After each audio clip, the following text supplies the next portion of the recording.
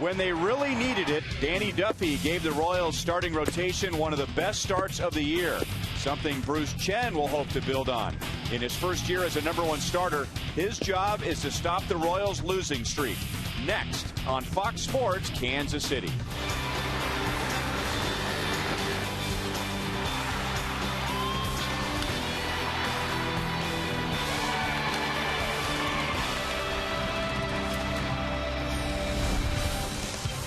Royals baseball comes to you from Kauffman Stadium. Game 2 with the Royals and the Tigers, and the Royals trying to end a 5-game losing streak. Hi, everyone. Welcome back to the ballpark with Rex Hudler. I'm Ryan Lefevre.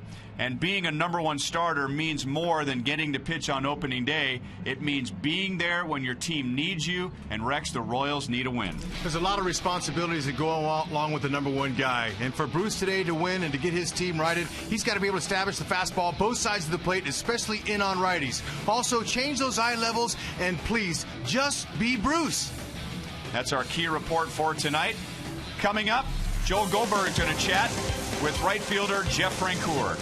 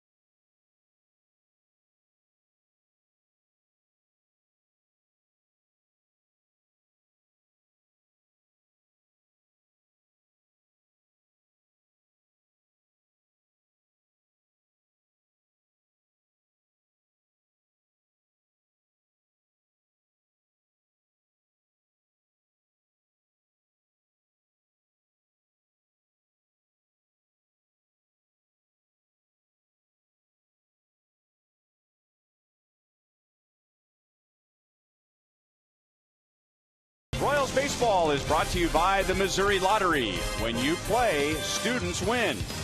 And by Chevrolet.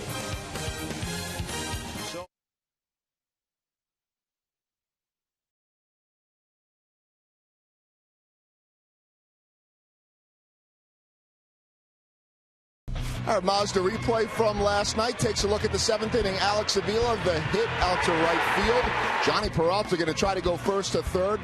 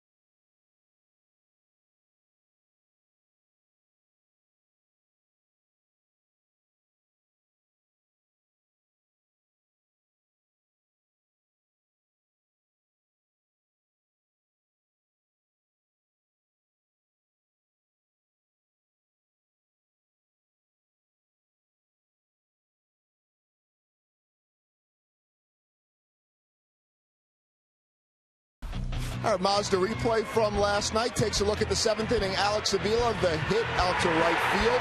Johnny Peralta going to try to go first to third, but Jeff Francoeur has other ideas. Guns him out. 98th career assist for Frenchie. And speaking of Jeff Francoeur, he is the Royals team leader, and this is a young squad that has lost 5 in a row. Frenchie not panicking, instead keeping things in perspective.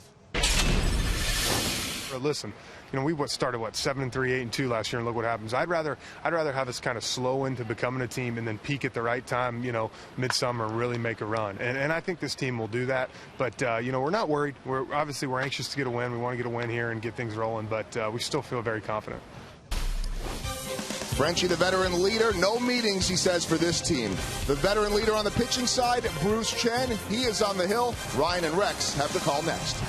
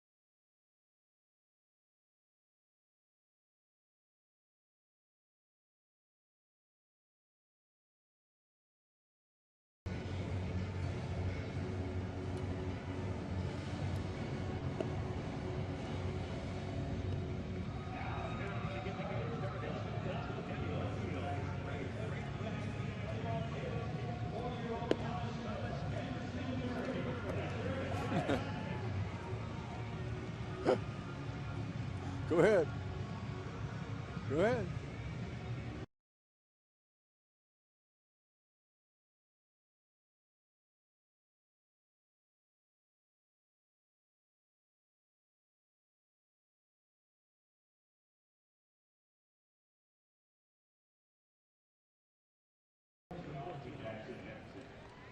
Bruce Chen ready to go against Austin Jackson, who led off last night's game with a home run against Danny Duffy. It was the 5th leadoff home run of his career.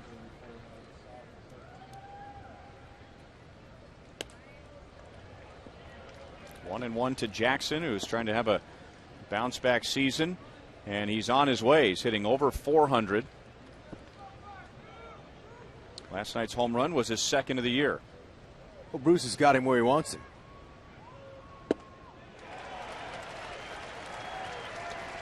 So 3 pitches. Jackson is down. He had 181 strikeouts last year.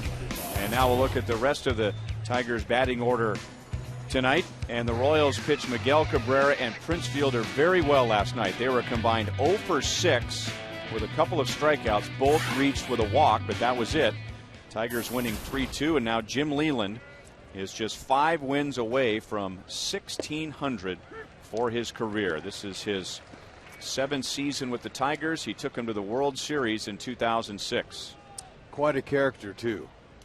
And his players respond to him because he's been there and done it. A lot of respect. So if it's safe to say that Bruce needs to be Bruce, I think he might be going above that a little. He's 5 for 5 in pitches, all strikes. And he is out there focused. Look at him. Executing or trying to against this team. It's pretty good offense. 1-2 on Brennan Bosch. Talked about Bruce's his keys to win is establish his fastball on both sides of the plate, okay, especially in on righties, opens up the outside part. Also change the eye levels with the curveballs and the fastballs. And just needs to be Bruce. They need him to go out and just pitch his game and get into rhythm, and that's important. He's a guy that's got a cut fastball, curveball, slider change. He's got all the pitches and different arm angles at different times, so he can present a very different challenge for hitters. And Bosch goes the other way in his first at-bat, as he did last night. And he has a one-out single as we look at the Royals defensively tonight, presented by Ford.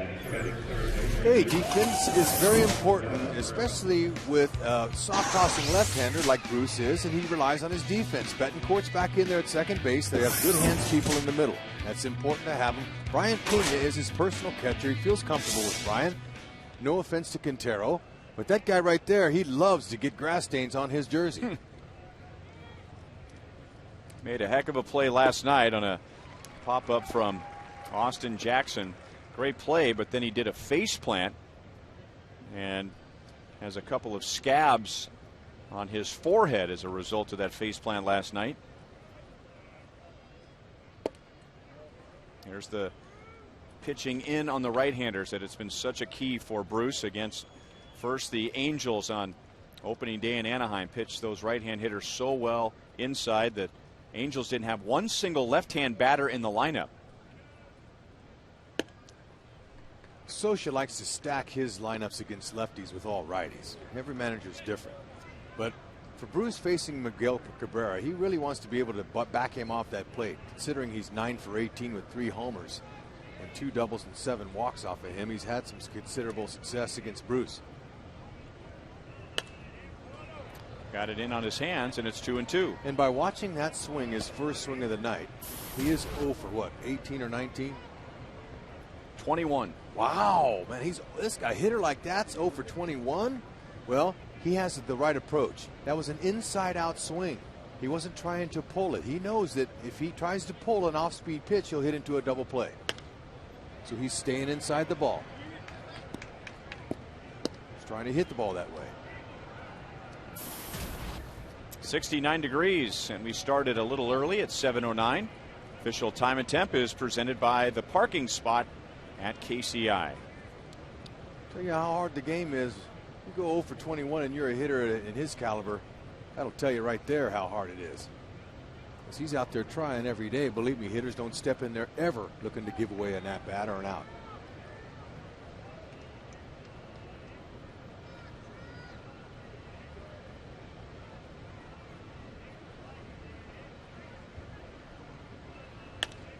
And again, he got it in on him.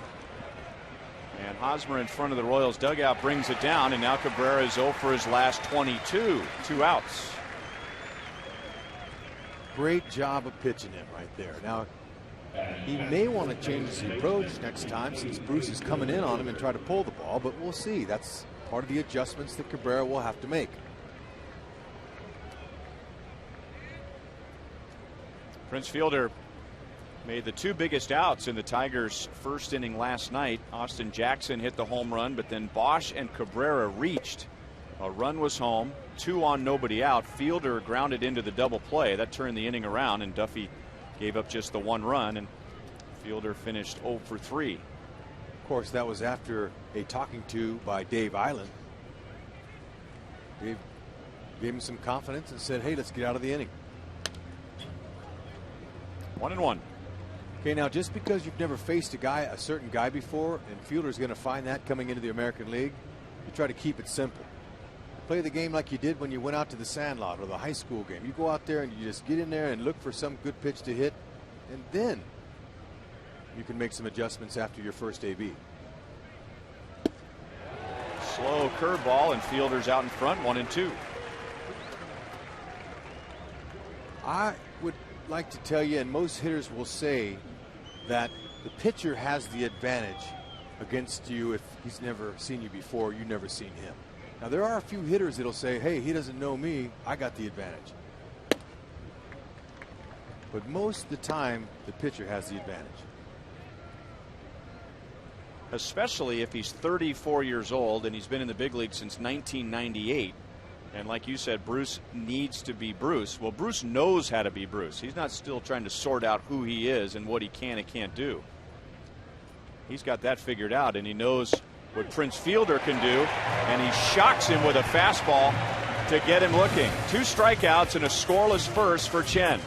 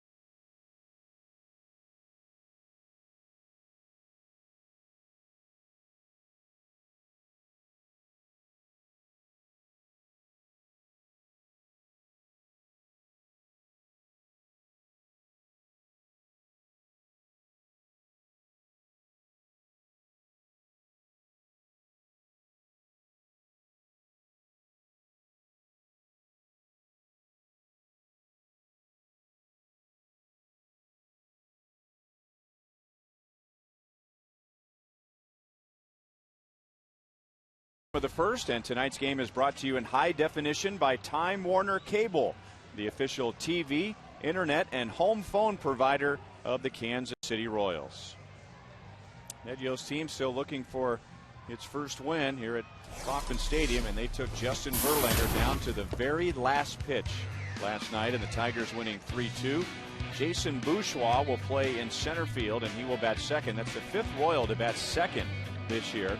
And Yuniesky Betancourt will be at second base after a couple of starts there from Chris Getz. You've got to juggle that lineup around to try to find the right winning combination. They've had enough of losing. They want to win, and so he's trying to find it. 22-year-old Drew Smiley, drafted by the Tigers in 2010 out of the University of Arkansas. He was their 2nd-round pick. Also pitched for Team USA a couple of seasons while he was in college. And he will be experiencing some of what Danny Duffy did a week ago tonight in Oakland, as Drew Smiley has a lot of friends and family up from Little Rock, which is about 425 miles south of Kansas City, so they get a chance to see him pitch in person in the big leagues. He went 4 innings on Thursday against Tampa Bay in his big league debut and took a no decision. Well, Alex at the plate, 1 for 5, ended the game with a strikeout, but he made this play in left field. And you know, he's made this play before, but the torque and on the dive and the whiplash allowed him to do a face plant, and he hadn't done that one too much. 95 miles an hour with a fastball, and he kept it down around the knees. Alex strikes out. 1 away, and now let's look at the Tigers defensively, and that's presented by Ford. Okay, this is a defensive team that's so far so good. They've just had 1 error all year long. Austin Jackson didn't go get him in center field. Rayburn's getting the call at second base. I'm a little surprised Brandon Inge didn't get the call, but he's going with Rayburn. And Smiley, his scouting report is don't just beat Drew Smiley because they don't really know Drew Smiley. He's brand new. He's got a sinking fastball. He'll cut it into righties, slider, change, and a curve. And it's out of that 3/4 sidearm delivery. Not really sidearm, but 3/4. That allows a little extra movement, and he's kind of a finesse lefty. Although we saw some 95, he likes to stay more in their 90s. Rayburn has it go off of his glove, and no chance to get Bourgeois. We may have had a good chance to beat it out anyway if Rayburn got a glove on it. Yeah, that's going to be a knock, even though big league second baseman should make that play, but may not have got him at first. You're right. ball hits high in the heel of Rayburn, who's been playing some outfield, but he has the skills to be able to play in the infield. And it will be an infield single. And now Bourgeois will try and pick apart Drew Smiley's move to first base as Eric Hosmer steps in with one out, and Bourgeois takes off, and Smiley gets it to fielder, down to Santiago, 2 outs. Okay, Bourgeois was taking a guess. He was just guessing that he could go on his first move, and that's what you do when you're going all the way. The minute he lifts up his foot, you leave. Now, it might be good to try to just get a one-way lead and just kind of see what move he has, because he has an average move at best. But once they throw over, you keep going just like you did. Maybe they make a bad throw, but they didn't there. Sometimes you want to see a young kid's move before you decide to go.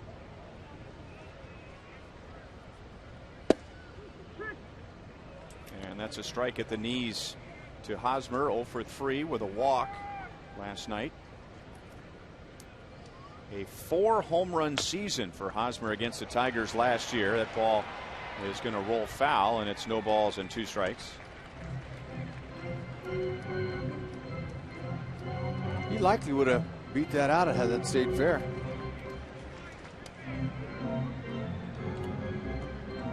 But with the curveball going down from Drew Smiley, his changeup and slider, those are all balls that are down. You're going to have to really wait on this guy, even though he's got a sneaky fastball.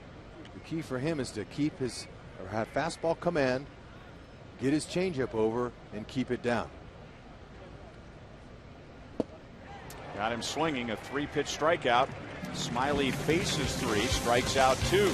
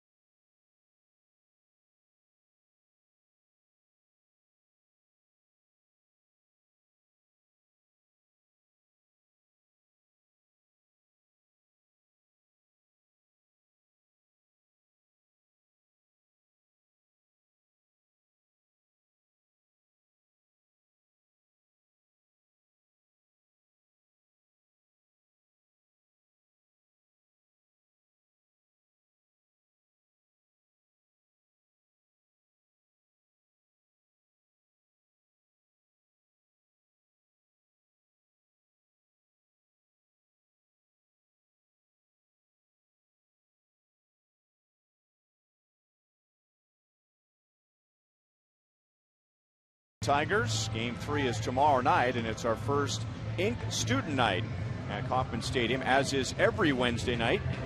Show your valid student ID at the box office, and you'll get a $7 ticket. And make sure to get here early for live local music and drink specials in the outfield experience before the game. Go to Royals.com/student night for more information. Delman Young going the other way, and Francoeur able to pick it off before it gets into the corner, and that holds Young to a single. He was 0 for 4 last night. Okay, so he was guessing and betting on a fastball out over, and he got it. Didn't try to pull it, but all he did was just throw his hand. See, if he tries to pull that, it's going to be an out.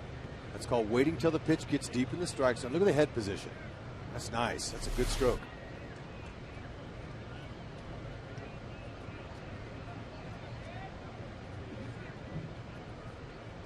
And now Bruce will get a left-hand batter, and Alex Avila. 1 for 4 last night, but he also struck out 3 times. Bruce struck out 2 in the first inning.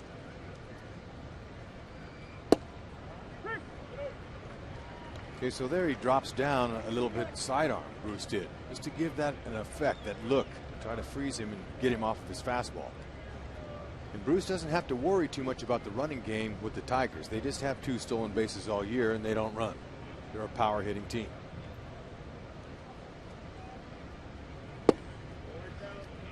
A little bit outside, 1 ball, 1 strike.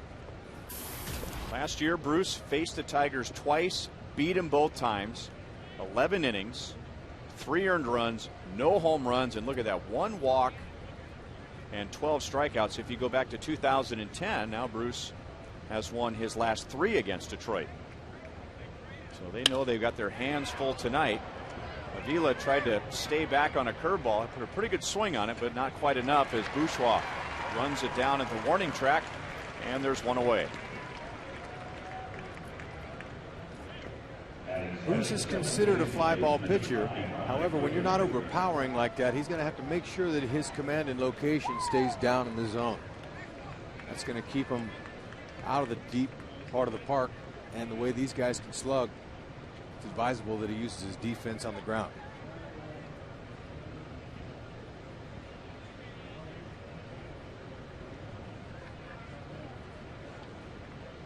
Ryan Rayburn, just like Miguel Cabrera, is in a deep slump. Cabrera fouled out in the first inning to make him 0 for his last 22, and that's exactly what Ryan Rayburn is. So his season begins with a .065 batting average, 2 hits and 31 at bats. Maybe Jim Leland looked at the stats against the pitcher that night, like a lot of managers do, and saw that Ryan Rayburn's 5 for 20 off of Bruce lifetime, so we've seen him a lot.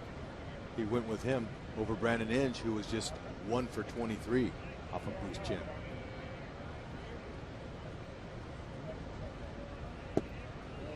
Ball 1 to Rayburn.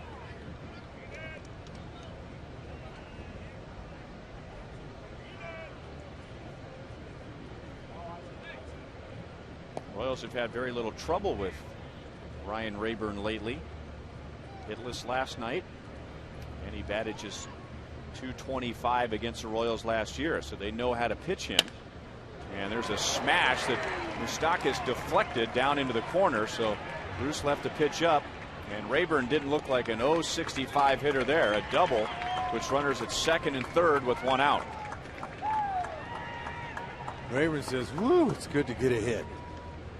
Moustakas almost comes up with another great play. Ball just hugged the line a little bit too far out of his reach. Gordon gets there in plenty of time. But you can see he was looking for a heater, a fastball, and he got it.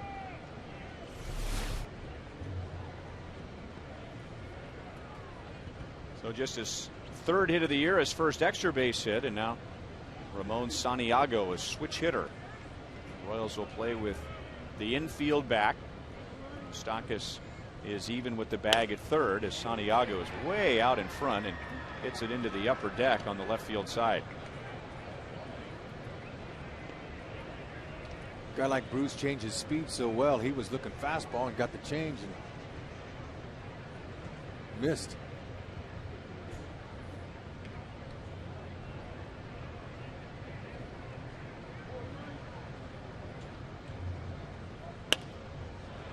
Again, out in front, it's 0-2.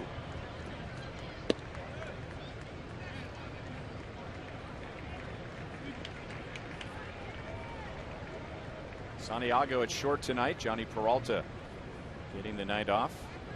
Ramon Santiago, long-time utility infielder with the Tigers, and he was with the Mariners for a while, and now back in Detroit. And an 0-2 pitch got a lot of the plate. Caught by Francoeur. Young is not a fast runner, and Francoeur's throw is up the line. Young scores to make it 1-0. So a good job of hitting by Santiago down in the count 0-2. And a nice job by third base coach Gene Lamont to say, hey, look, if he's going to get you from there, it's got to be a perfect throw. Go ahead and challenge him. Now, if that ball's on the plate, he got it. But that's Gene Lamont, been around a long time. He's going to take a gamble. He took a chance on Frenchie last night. and he lost. Peralta got thrown out at third, trying to go first to third on a single. A strike to Andy Dirks. Born in Hutchinson, Kansas. Grew up in Burton, Kansas, and went to Haven High School. Played a couple of years at Hutchinson Community College and then finished up at Wichita State. No balls, 2 strikes. And he's not your prototypical type DH either. He's an outfielder. He can play around. He's a good athlete. Leland has him in there to get him some ABs. 1-2.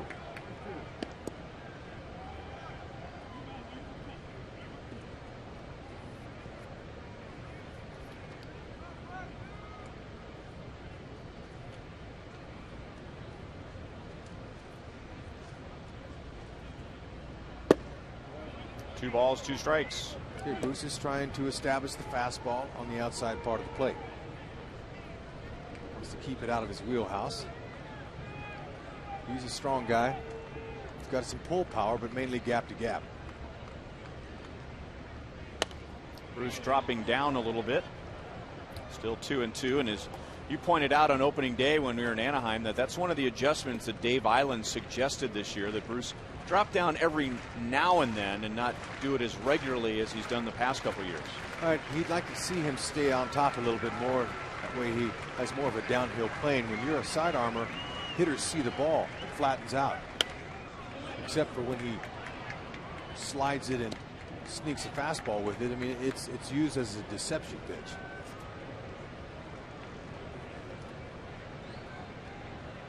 Dave Island saying that he believes Bruce Chen's stuff, the quality of his pitches, the movement is better when he's coming more over the top.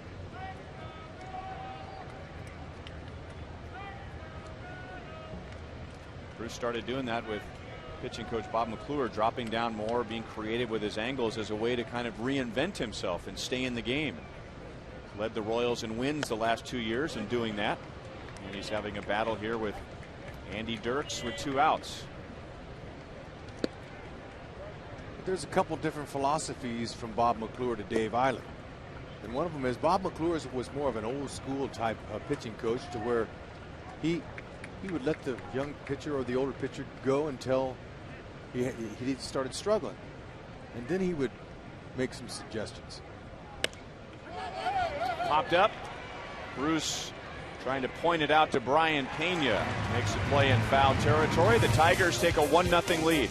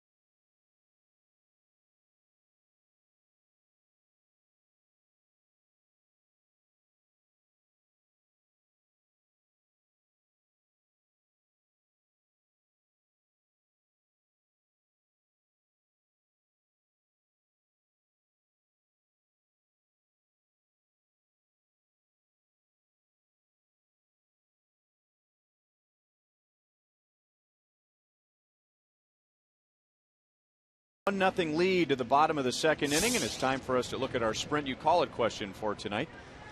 If you play fantasy baseball, well, here's the question for you. What is the biggest fantasy surprise in the first week and a half of the regular season? Chris Young, Derek Jeter, A.J. Pierzynski, Omar Infante, and we'll explain more of those numbers after this pitch to Billy Butler. Those are the numbers that the guys have put up so far, and then we'll show you next to their names the average spot where they were drafted in fantasy league. So Chris Young about 108, Derek Jeter 112, A.J. Pierzynski 260, Omar Infante 229. So these are guys that weren't expected to have big years, but at least a week and a half into it they are. Billy Butler gets one past Cabrera at third, and it's a base hit for Butler, his third of the series, and now Billy has hit in 7 games in a row. Okay, very patient. He saw the first 2 pitches, and that ball there he waited on, got him when he could handle, and Cabrera, he tried to play it back, and when that happens, most of the time that ball will get off your glove like that, unless it lands right in it. But Billy Butler's going good. Facing a guy you've never faced before, you want to see as many pitches as you can. Not one Royals hitter should go up there swinging at the first pitch in the first at-bat. See as many as you can. That way you put that in your memory. You get to see it. And that you know you're going to get 3 more at-bats after that. So you don't want to waste those first ones on a guy you've never seen before.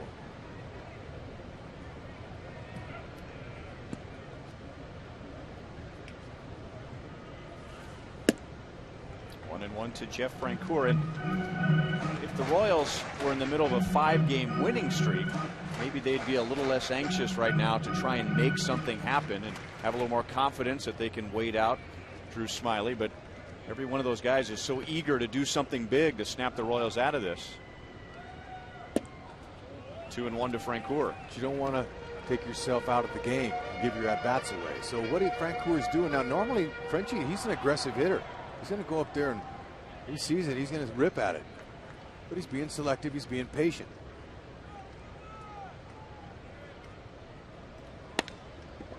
Slow roller to Cabrera. Tigers get an out at second base, and they turn the double play. Ryan Rayburn had Billy Butler bearing down on him and had a quick turn, and it's 5-4-3. And now 2 outs and nobody on. Let's bring in Joe Goldberg. Well, Ryan, it was interesting. Rex was talking a little bit about Rayburn being in there, and had a chance to listen to Jim Leland talk about his lineup today. Really fascinating. He was asked why the lefty, Andy Dirks, was in against the lefty. He said, he was asked, what do I like about Dirks? He said, not much. I just think that lefties have a better chance against Chen. He said, that's managing. Last night, Peralta and Inge won the game. He said, so the easy thing to do would be to write them back in the lineup today. But he said, if I don't go with my gut, I'd be just trying to pacify the public. So he likes to go with what his gut is. He looks at some numbers as well to try to figure out where he's going, and says, not going to worry what anyone else thinks. I think that is the case for all 30 managers who get criticized every single day for their lineup. Not going to hear any of it, guys. Well, that's one of the reasons that he's a great manager. Just like last night. He had to go with his gut feeling on his ace MVP Cy Young Award winner, whether to take him out or leave him in. And I asked him before the game, wow, this early in the season, 131? He said, come on, Hud. He's got 160 pitches in his game. He was just getting warm. Well, as it turns out, maybe he was throwing 100 miles an hour. And Fielder could have ended the inning, but he drops the ball right into the Royals dugout, and Mike Moustakas is still alive. Okay, if you're a hitter, you're really happy about this. This is typically an out, and it hit in the heel of his glove, so he wasn't able to judge it properly to get it in the webbing. So Moustakas, he has another chance. Fielder's an athlete too. It's because you're a little bit big, and you may not look like you're an athlete, doesn't mean you aren't one. He is. Another pop-up. Fielder is screaming that he wants it, and everybody clears the way, and he grabs this one to make up for the drop. 1-0 Tigers at the end of 2.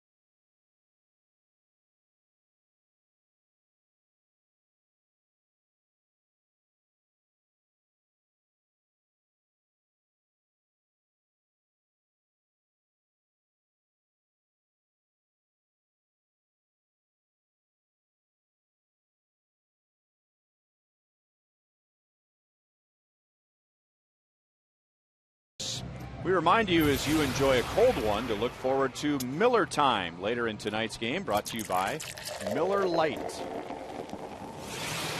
Bruce Chen had a scoreless first inning with 2 strikeouts. Tigers scored in the second on Ramon Santiago's sacrifice fly, and now leadoff man Austin Jackson will do just that in the third.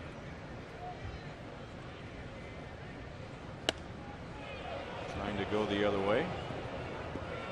Jackson struck out swinging at a high fastball. 170 strikeouts his rookie year. He was second in the American League Rookie of the Year voting that season, and then last year he had 181 strikeouts. Well, he's altered his batting stance and his style a little bit. Lloyd McClendon, their hitting coach, says, hey, look, you're too good an athlete to be striking out that many times. Let's stop that flamingo leg kick you're doing and just keep your foot down on the ground. Escobar throws him out. Good start to the third inning for Bruce Chen. Let's take a look at our Time Warner pitch speed comparison. Smiley is up to 95.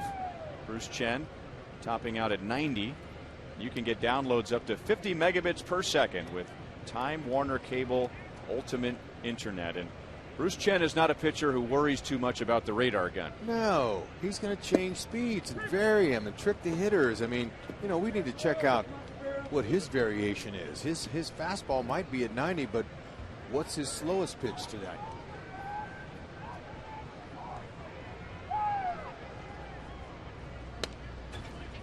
Oh, 0-2 on Brennan Bosch. Well, here's the answer to your question. Okay, 90 to 67. That will play fits on hitters' minds. Very effective. 24-mile-per-hour range. Oh, big difference. You like that quick math? You're sharp. I expect that from you. Now, I would also expect that from Bruce Chen, because I understand that he's a very analytical and brilliant numbers guy himself. It's actually 23 miles an hour. So you were off. Well, when it was going to come up first, I thought his high was 91. So I was calculating in my mind, which apparently is on pause for the moment. It's okay. But a civil engineering degree for Bruce? What was your degree in? Underwater fire prevention.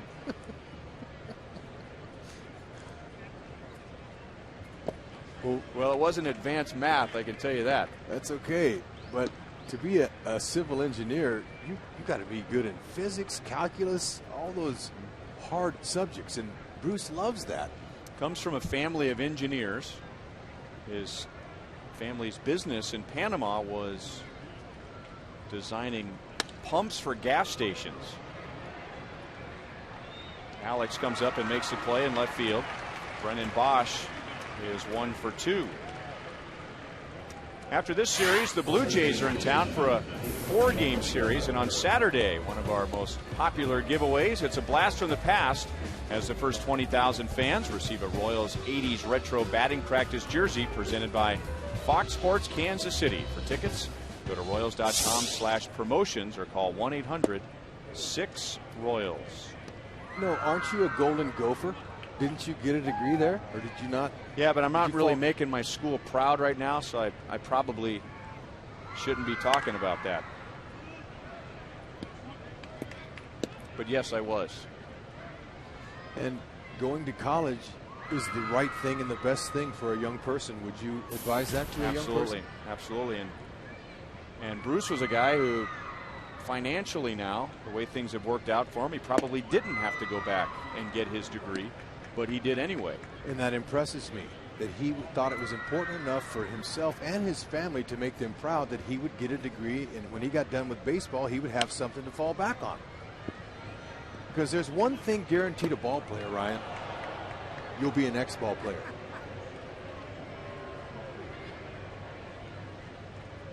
I mean, you look around, where's Willie Wilson? Where's some of the famous ball players that you saw? How come they're not in the game? Well, you know, you can only play it so long. Nice change up there. He wanted that one. Let's see this AB here. Look at, he's all over the place besides home plate. And to pitch a hitter like this effectively, you got to stay out of the middle.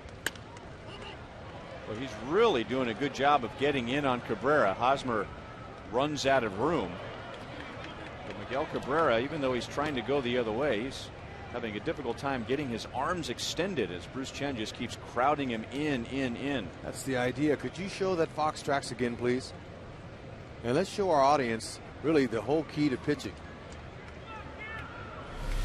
The whole key to pitching is to stay out of that area and make him swing. Able to get around on that one. And Cabrera snaps an 0 for 22. There's a 2-out single. And the Tigers have their 4th hit. He asked for the ball. Okay, look where he misses. Well, not a bad spot. That's a pretty good spot. I mean, he didn't miss by much. Let's say he's got a pretty good idea, but he called for the ball to get a joke and a laugh out of his teammates.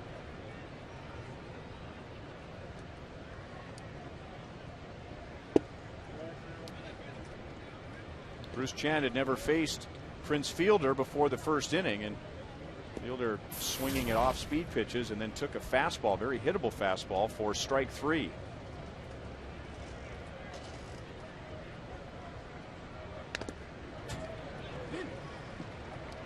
One and one. Well, Prince Fielder, he doesn't get cheated much on his cuts. He's got one thing in mind. And that's to give that ball a drink.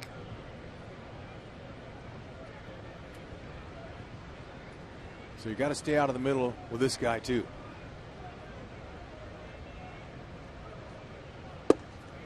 And dropping down sidearm, gets it in for a strike. 1 and 2. You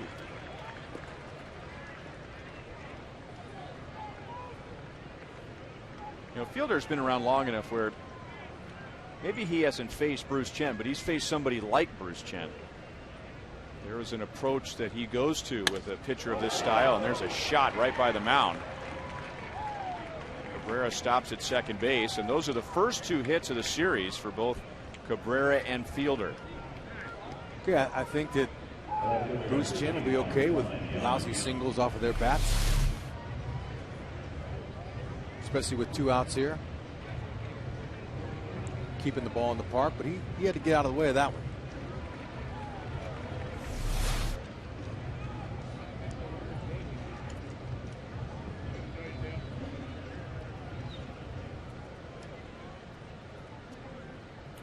It's 20 pitches this inning for Bruce.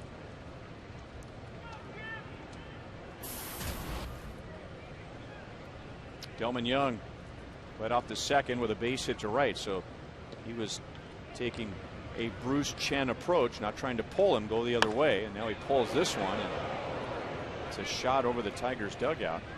And then Delman Young came home on a sac fly from Ramon Santiago later in the inning, and that's the only run of the game.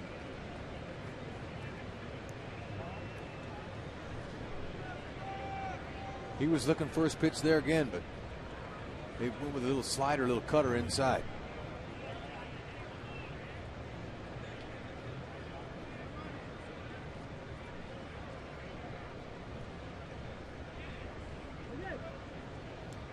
Okay, Brian Pena is saying, okay, let's roll the signs over again. Let's start over. Runner at second base. It's either, you know, different cadences. First sign after 2.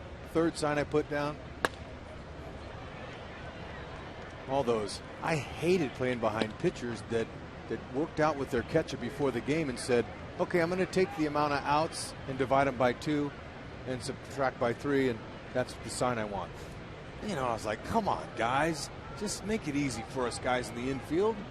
Some of us count with our fingers and toes. Now, Brian Pena, he has his fingernails well manicured for tonight's game, have them painted white so he can see the signs. And Brian hangs on. Popped out of his glove, but he stayed with it. Bruce Chen strikes out his 3rd, and the Tigers lead 2 in the 3rd inning.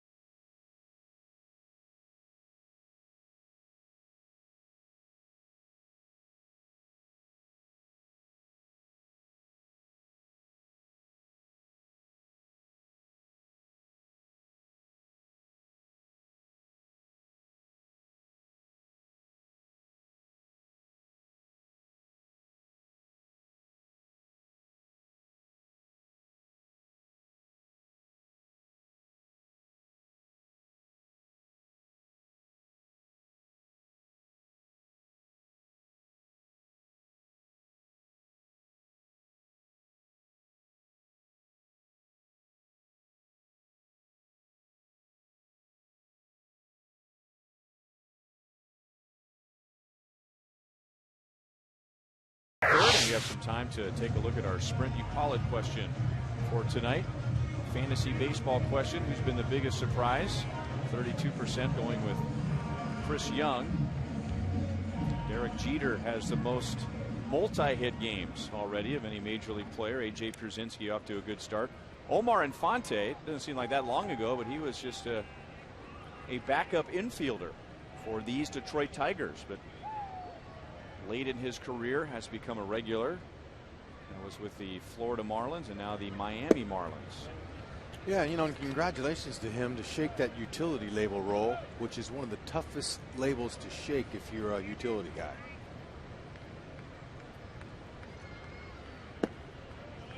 Two balls and no strikes to Yuniesky Betancourt, who's been bothered by a sore right ankle since the end of spring training. And we saw that on Saturday night against the Cleveland Indians when he wasn't able to score from first base. And 2 outs on a double to right field. And then when he hit a home run to tie the game in the 8th, he was really hobbling around the bases. And he's had the last 2 games off. Coming up on Friday, that's the beginning of the Royals Blue Jays series. It's the first Buck night of the year. Hot dogs, peanuts, and soft drinks are just $1. And then stay after the game for Friday night fireworks presented by Hy-Vee and Pepsi. Go to Royals.com or call 1-800-6-ROYALS for tickets. 4 games. Toronto Blue Jays here at Kauffman Stadium Friday to the wraparound final game on Monday, and then the Royals hit the road. Brian Pena on Sunday afternoon against the Indians had his first major league 4-hit game. But he's up there. You would think he'd be swinging aggressive early. No, he's took the first 2 pitches like most every guy. I'm sure Kevin Seitzer shared with them. See as many as we can. Sounded like he cracked his bat. Smiley runs toward fielder and hands it off for the 2nd out. But this kid Smiley, he's going to have a lot of major league hitters not smiling because he's got some deception. He's a tall guy at 6'3", 195 pounds, and first time around the league, he'll have their number. He's sneaky quick. He sinks his fastball. He'll cut it into righties. Slider change in a curve, but has a quiet presence about him and even temperament, which will help him in his career. Because the perfect demeanor for a baseball player, whether you're a pitcher or a position player, is don't get too high or don't get too low. In order to grind out the 162 game season, you got to try to stay as even as possible, and I never could. I was too emotional. There was a reason I was a utility player, because I couldn't calm down at the plate. I couldn't hit consistently enough to play every day. 2-2 on Escobar. Well, one improvement Smiley wanted to make from Thursday against Tampa Bay was his pitch count. He wanted quicker outs, shorter at bats, 90 pitches in 4 innings. That's big. And he's doing exactly what he wanted to do tonight against the Royals. And this is going to be a 6-pitch at bat, which is the most for him. 33 pitches in almost 3 innings. Make him work. Escobar's got a nice at bat going here. A good at bat.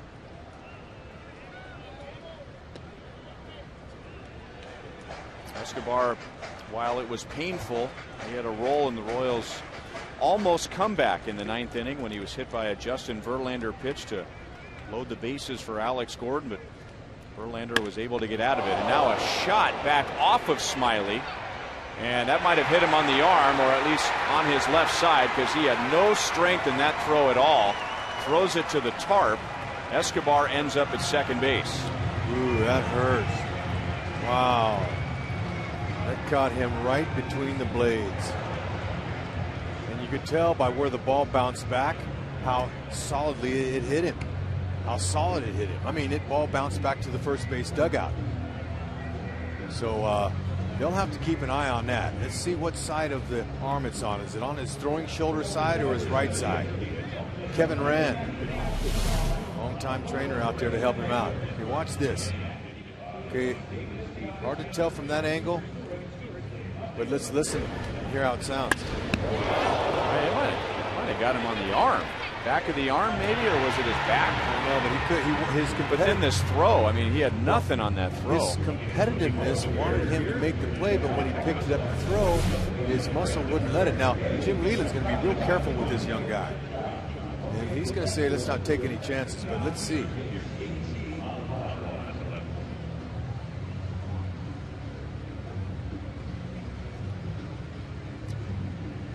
So Escobar with a base hit and then the error gets him to second base. Smiley's going to try and throw a couple pitches, is saying, where exactly did it?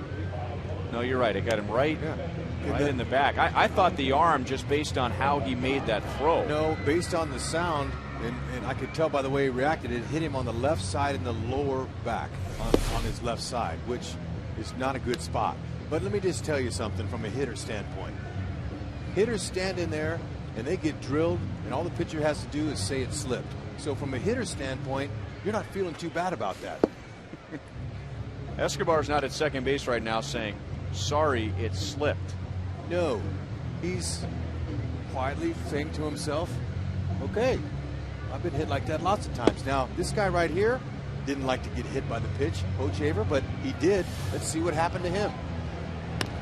That ball hurts, it's hard. It hit him on the inside in the instep of his left ankle, and then it bounced all the way to Hosmer at first. And they had to help him off, but fortunately, there were no breaks or anything wrong, no structural damage. It was a deep bruise, so here he was today, working PFP, pitcher's fielding practice. And he did that pretty well. I think he's smiling. I think the team was taking it easy on him with that first ground ball, not going to make him run too far. And tomorrow is Hochevar's spot in the rotation, but they're going to move him back to Friday. And Jonathan Sanchez, who went fewer than 3 innings against the Indians on Saturday, he'll go on short rest and pitch tomorrow. So Smiley's going to stay in. And now Alex Gordon, who struck out looking in the first inning, digs in for the second time against Drew Smiley, who goes off speed with strike 1. Had that ball struck him in the latissimus dorsi, that big muscle back there around the scapula bone, he would have been out of the game. But it hit him in the lower half, so he's going to see if he can get through it here. No balls, 2 strikes. I'm not one to make predictions, but I'll just throw this out there.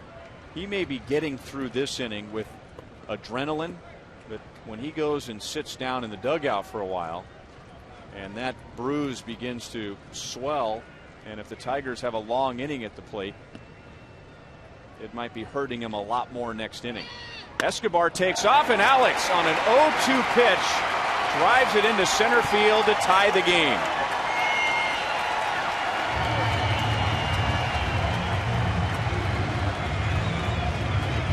Smiley's known as a strike thrower. And 0-2, typically that's not a pitch you're going to leave out over the middle of the plate, but credit Gordon for being ready.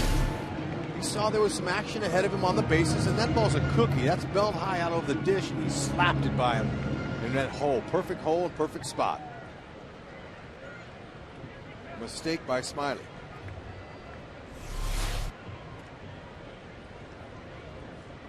Escobar, he got hit with a Verlander fastball right below or right above the elbow. He's okay. I talked to him. He said it hurt, but he's in that lineup today. Ball 1 to Bourgeois. That's just kind of gave you his feelings after he struck the pitcher. You never want to hurt your opponent, but you can't control where the ball goes. But Escobar says, okay, we're even now.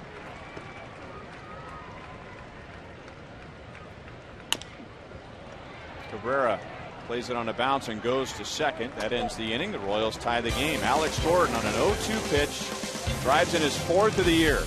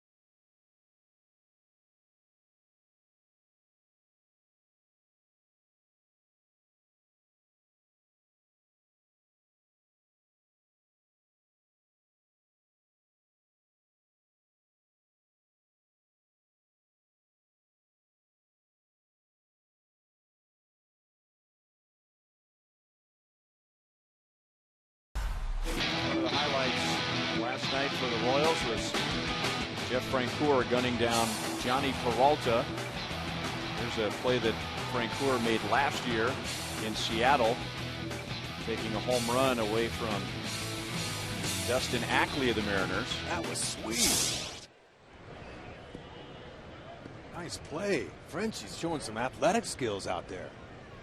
Actually, the play that we showed you first was not him throwing out Peralta last night. It was a throw that he made last year, which he considers the best throw, the best play of his major league career. And since 2005, Toyota shows us that Jeff Francoeur has the most outfield assists in the major leagues by a pretty wide margin, 26 to be exact.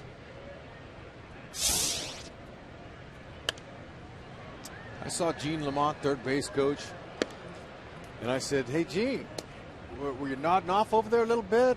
And he said, "Hud, I just wanted to see if Francoeur could still throw." And he can. Yeah, and that guy here, he's been around a long time.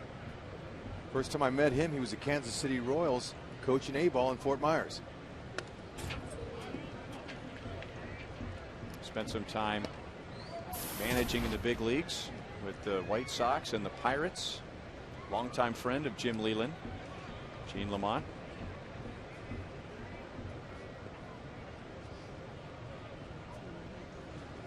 Alex Avila flied out to deep center field in the second inning.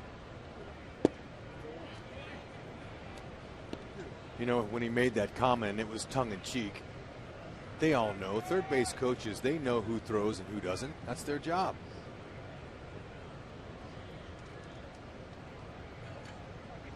Bruce going from the windup. He's got some moving parts. He adds deception with that delivery.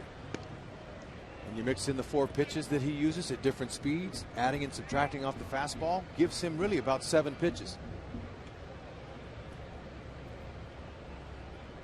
Avila, solid young catcher. Under control at the plate, has the ability to hit for power, but can call a great game and throw runners out on top too. So whenever you got a guy like that, you got the complete package.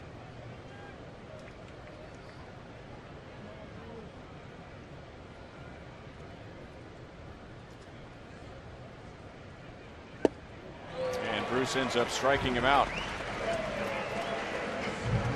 That is his 4th. There's Drew Smiley, and there's nobody warming up in the Tiger bullpen, but he was drilled by Alcides Escobar with 2 outs in the 3rd inning, eventually led to a run. But you notice he's not sitting down. He's standing.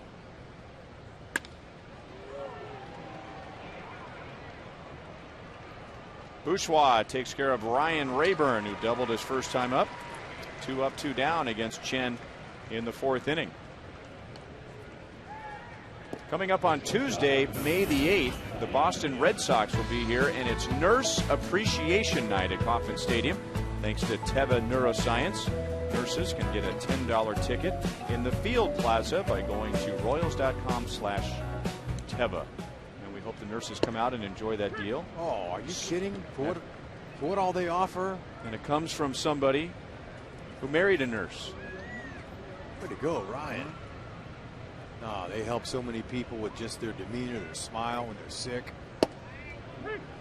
That's a great night. I'm hoping we see a lot of nurses.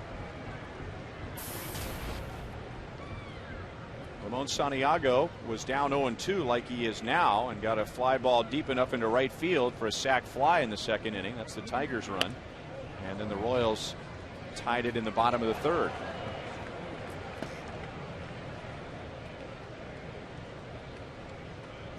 But Bruce is going to work this inning. He's dissecting.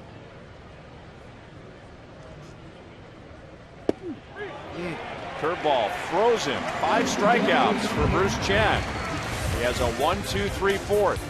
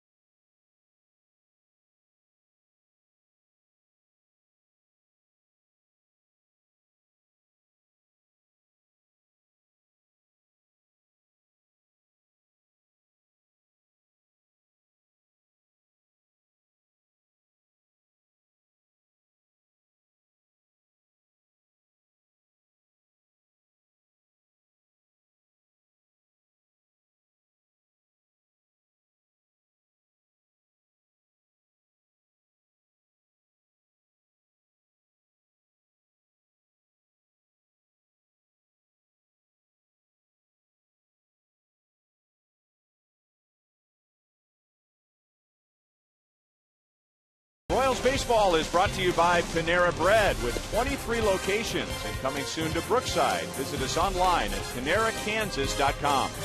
By your Midwest Ford dealers. And by AT&T, the nation's largest 4G network. AT&T, rethink possible.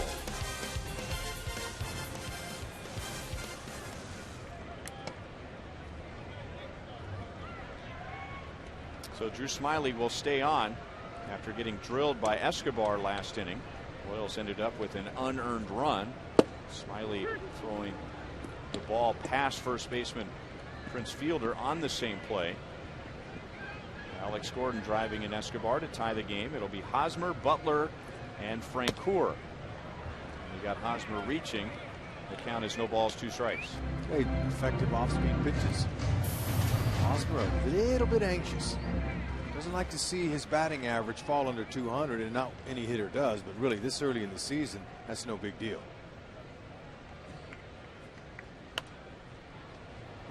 Still 0-2. Hitters sometimes can be a little bit anxious. They haven't been reaching their game yet.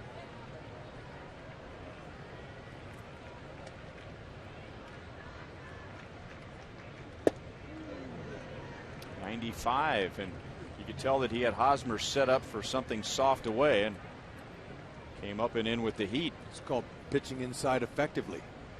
Setting up your next pitch. And it's down and away. Hosmer wouldn't go for it. It's 2-2. See how he set that pitch up there? That was nice. He's a young kid with a lot of experience. I mean, he carries himself like he's a Rick Sutcliffe, or, you know, a pitcher with experience.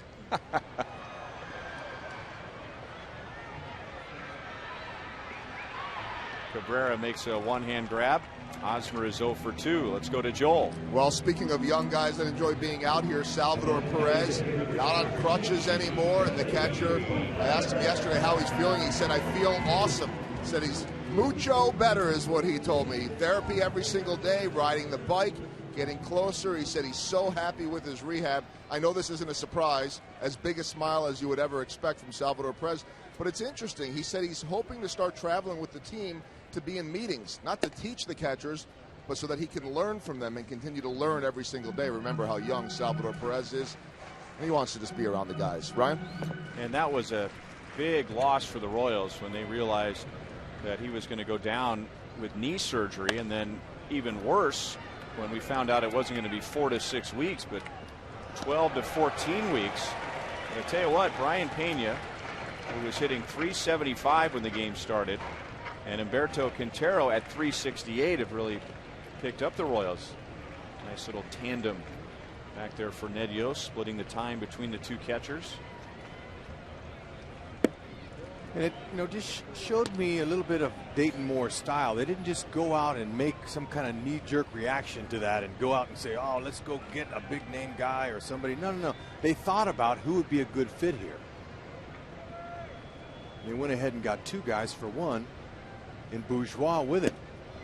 Good move. They got a guy that's can handle both. And there's a little back-off pitch there to Billy Butler. And that's called pitching inside for effect to a righty. You must do that. So what this kid Smyly's showing me tonight is he's showing me some veteran savvy in his first year in the majors, in his second start.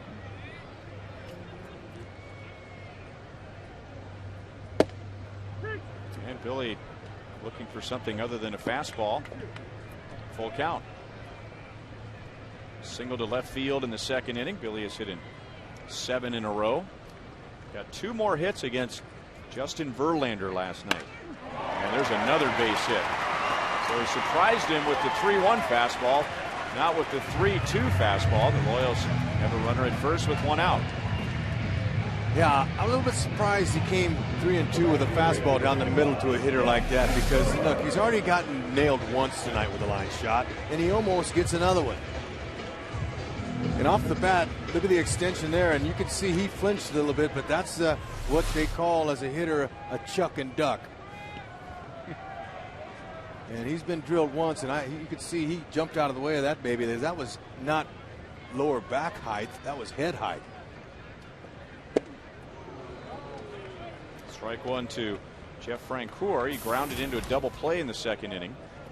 Well, we've seen Miguel Cabrera snap out of an 0 for 22. We've seen Ryan Rayburn snap out of an 0 for 22 on the Tigers side, and now Francoeur is trying to bust out of an 0 for 12.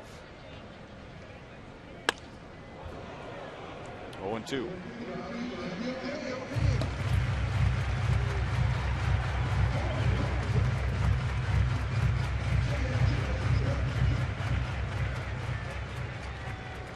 First time to the order, the Royals had 3 singles against Drew Smyly, and now second time through, 4 batters, 2 hits.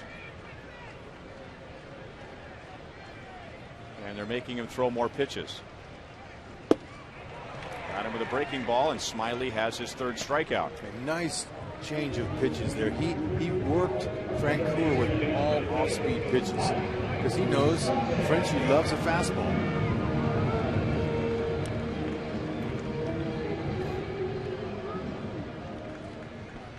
Mike Moustakas popped up to Prince Fielder in the second inning. 1 pitch after Fielder dropped one of his pop-ups in foul territory.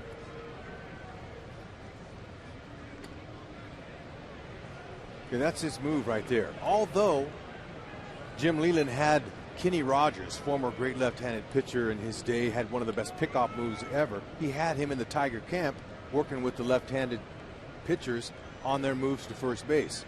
Now his move, Smyly, will get better as he evolves. Slow roller on the third base side. Smyly, instead of seeing if it might roll foul, tried to make the play, and he throws late. Okay, if there's any question that that young man's lower back's hurting after taking that line shot, it's answered by that. Now I know he's young and he's got youth on his side, but by golly, you go over the third base line like that and you make a play, your lower back's not bothering you too much on that. I'm saying a lot of youth involved with that because he got powdered with that ball off the bat by Escobar. And he's not showing any signs of that hurting him at all.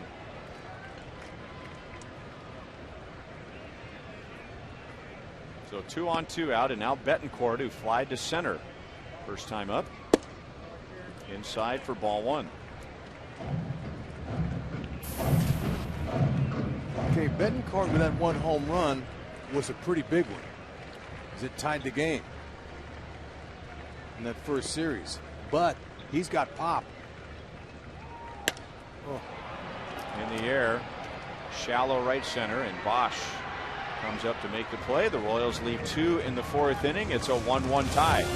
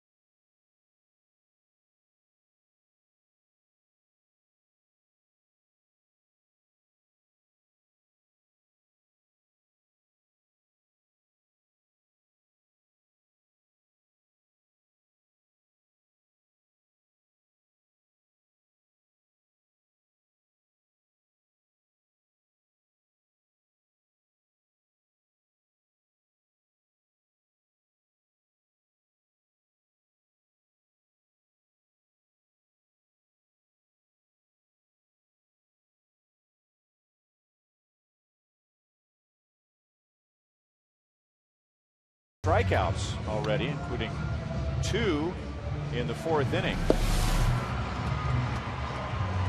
Santiago chasing a fastball up. And then Bruce coming back with a curveball to get him looking. He also struck out Alex Avila in the 4th inning with a curveball. His first 3 strikeouts were with the fastball. And that's pretty common. I remember watching Darryl Kyle, the late Darryl Kyle, who had a great curveball. And I remember watching Tom Glavine, who had a great changeup. But they seemed to get their strikeouts with the fastball because the hitter was thinking about the curve, or in the case of Glavine, they were thinking about the changeup, and they would get more called third strikes by slipping that fastball in there when the hitter was thinking the other way.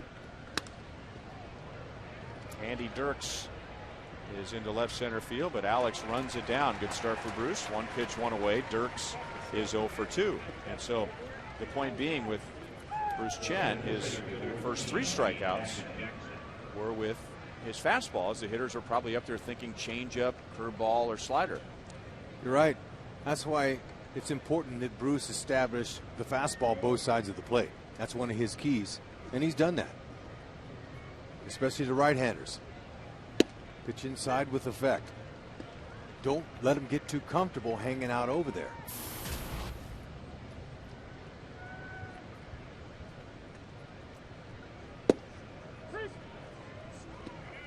Over the outside, and it's 0-2 to Jackson, who struck out to start the game, and he grounded out in the 3rd. Okay, let's watch what the adjustments Jackson's made to cut down his strikeouts. Check out his front foot now. Watch that front foot. He used to pick it up and set it down. Now he just kind of toe taps. And that's kept his swing in a little bit more compact, enables him to put the ball in play more. And for a leadoff hitter, that's important because 180 strikeouts is way too much for a leadoff hitter. Because, boy, when he's on the bases, he's a huge distraction. So he had to make some adjustments. 1-2. This is called a toe tap. Tap, keep your weight back, and don't stride too far forward. That's good footwork right there, guys. Nice camera work, too.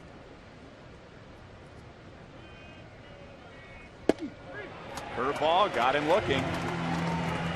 Second time that Bruce has struck out Jackson, and that's 6 strikeouts for Bruce Chen in 4 2/3 innings. Boy, that's a sweet hammer right there. Look at that, started way outside. That's why it froze him. He couldn't pick up the rotation, and by the time he did, it sunk right back down in there, and Jackson's got to go.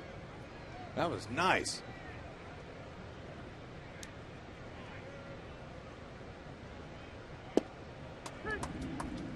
Strike to Brennan Bosch. Last night, Bosch was really making an effort against Danny Duffy to hit the ball the other way, and he had a single to left field, and now in 2 at-bats against Bruce Chen trying to go the other way. He singled to left, and he has flied out to left.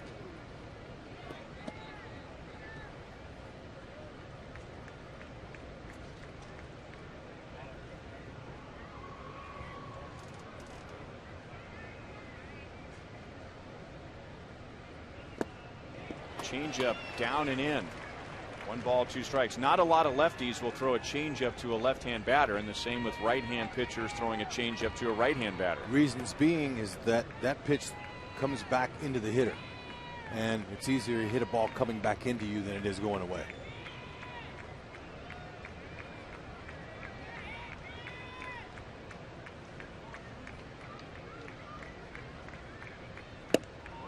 Almost nailed him with the curve. In fact, Bosch looked like he was getting ready to say ow, and surprised that it didn't hit him.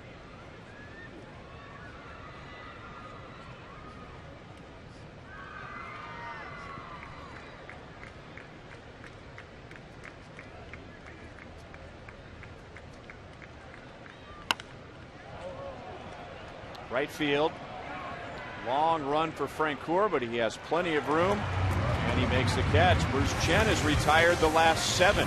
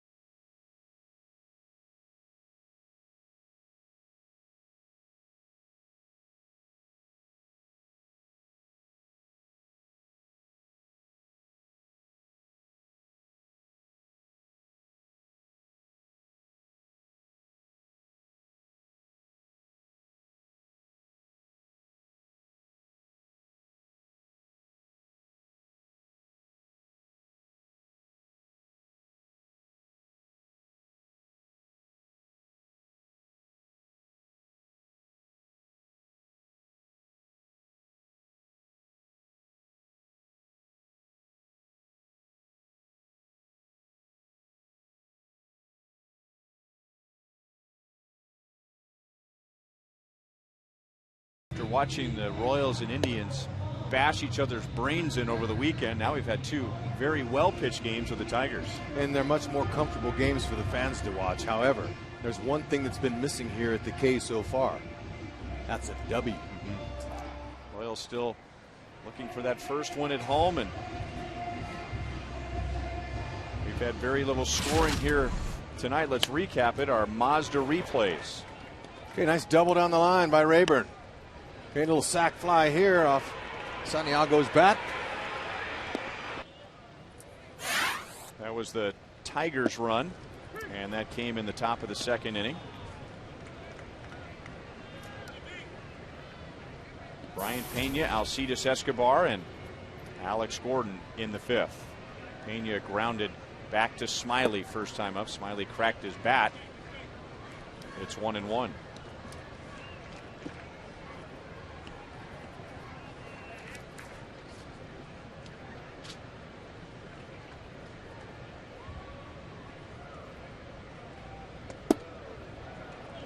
One ball, two strikes. Fastball down. The kid's pretty impressive. There's no way Jim Leland's going to let this kid make his starting rotation out of spring training unless he impressed him, and he did. He had a great spring. Last year was his first pro season. He hasn't been a pro very long, and last year he just pitched at A ball and Double A. Well, it's obvious that he's very mature beyond his years. He's got a knack for the game, and I talked earlier about his demeanor. The demeanor of a player is so important if you can stay calm and not get rattled, and that's especially for a pitcher. Control your emotions.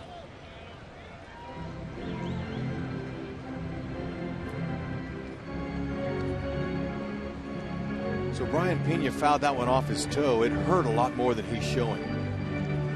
But when you're a catcher, you're used to getting foul balls off you all day long. Smiley is keeping a poker face out there, showing no emotion.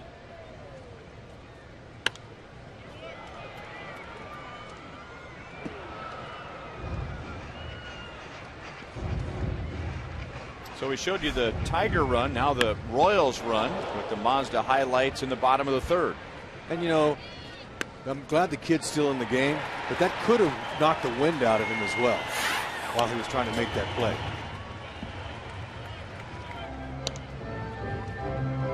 Pitching in front of family and friends here tonight.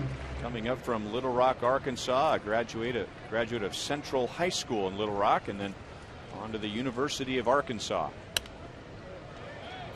Okay, Brian Pena's having a really good at-bat here. He's fouling off borderline pitches, waiting for that one that he can handle. That one there was a little bit of a hanger. Anytime you're over 7 pitches, that's a good at-bat.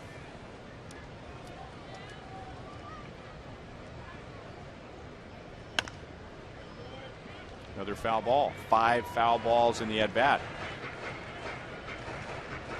So they're making him work more now than they did first time through the order. Pitch count up to 66. So Brian Pena's the second time he's faced him. And he's refusing to go. Shortening up his swing. And remember, he's a hot hitter. His last time out there, he went 4 for 5. First time he got 4 hits in his career. So he's still a little hot.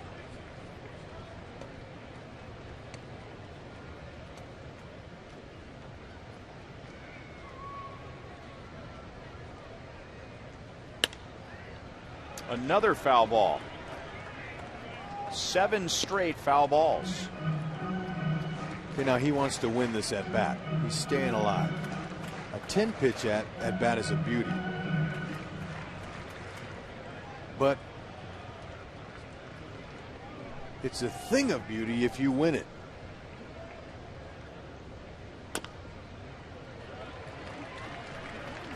And I've had some pitchers sometimes, it was rare, but I didn't have many at-bats like this, but the pitcher gets frustrated after a while. And he'll say, come on, and he'll show some emotion, but not this kid Smiley.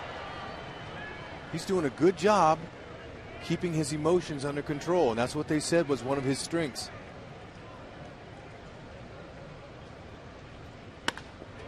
And Bryan lines it to left, and Delman Young didn't even have to move. So it is a quality at bat. It's not a base hit, and Kevin Seitzer keeps track of everything. The type of contact the hitter makes, the approach that he has, and how many pitches he forces the pitcher to make. And that was a 12-pitch at bat for Brian Pena with at 1.8 straight foul balls. Wow, look at Fox Tracks. It is polluted with pitches, and a hitter loves that. A pitcher's not thrilled about it, but that's called wearing him down when you don't win the at-bat. But that's one heck of a bat. You called it a quality at-bat, and so does that guy there, Seitzer. He has a category in that little notebook there that says quality AB. One out to Alcides Escobar. Go ahead. Sorry. Mark a star by that one, that at-bat.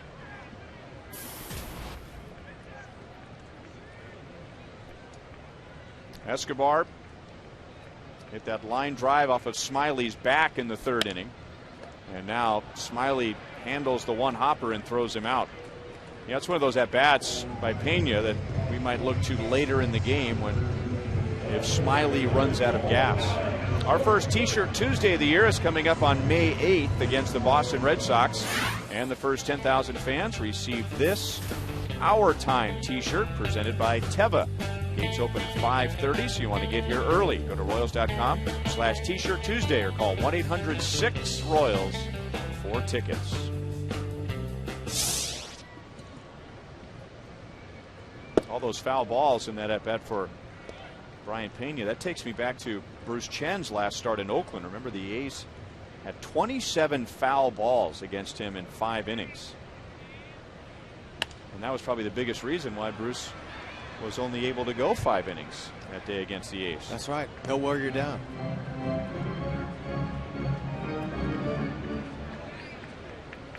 Alex Gordon doubled in his first at-bat last night, came around to score.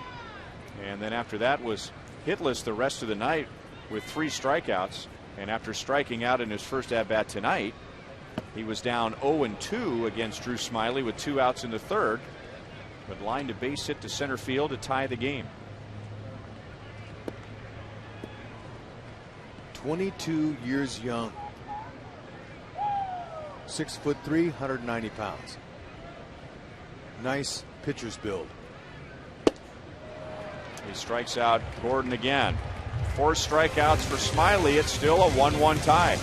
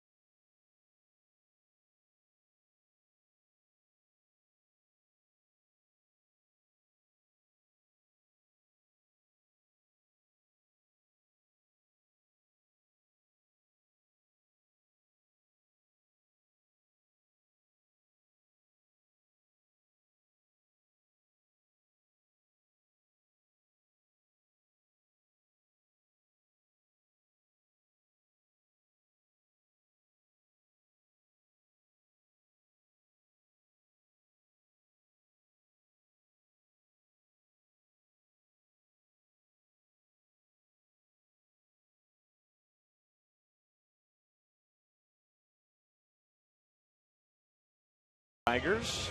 Let's look at our AT&T trivia question for tonight. Who is the Royals' all-time outfield assist leader?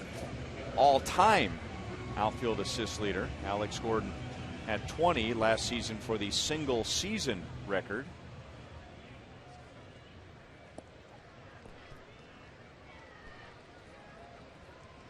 So as you think that over, Bruce Chen has to bear down here in the 6th as he gets Miguel Cabrera, Prince Fielder, and Delman Young. Each have a hit against Bruce tonight.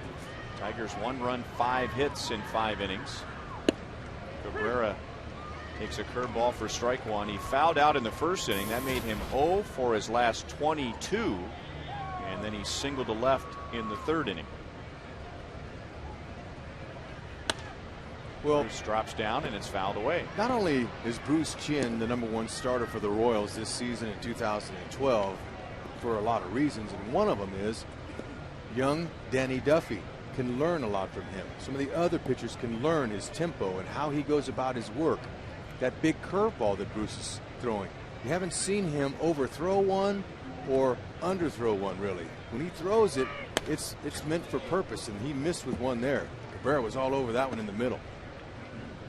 But when talking to Tigers manager Jim Leyland, who was raving about Duffy to me earlier in the, before the game, talked about that curve will get better.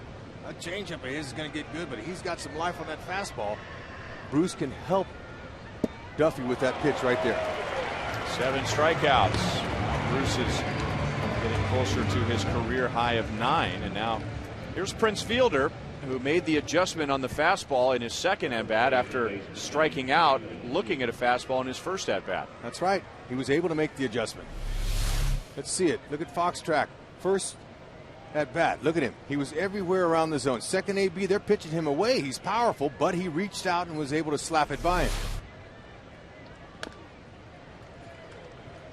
And for some of us, we've been watching Prince Fielder swing the bat like that since he was a little boy. This is at age 9 at Old Tiger Stadium, and going to that old ballpark in the mid-90s. And there's Terry Francona. Tito! He was the manager of the Tigers back then, and as Prince was following around his father, it was always fun during batting practice to watch Prince put on his own show. He was a switch hitter back then, and from the right side had a batting stance very similar to his father. Moustakas goes out into shallow left field. Fielder is 1 for 3 tonight and just 1 for 6 in the series. They are the only father-son combination in baseball history to each have a 50 home run season. And if you compare Prince where he is now compared to where his father was at the same amount of plate appearances, Prince is the better all-around player. But what some great shots we were seeing there of the past. This guy has a brother. Speaking of family ball players, who had a pretty good career himself. Dimitri Young spent several years with the Tigers as well. And Delman Young, when he was traded there last year from Minnesota, that really turned his season around. He was one of the many Twins that spent time on the disabled list, and then when he went to Detroit, homered in his first at bat against the Minnesota Twins. They were in Detroit, so he did what happens every now and then. You get traded to the team you're playing, so he just grabbed his bag, walked to the other side of the stadium, and in his first at bat against his former team, he hit a home run. Foul off the left field side, and that was just the beginning for Delman Young. He ended up hitting 5 home runs in the postseason for the Tigers last year. Wow. Great trade.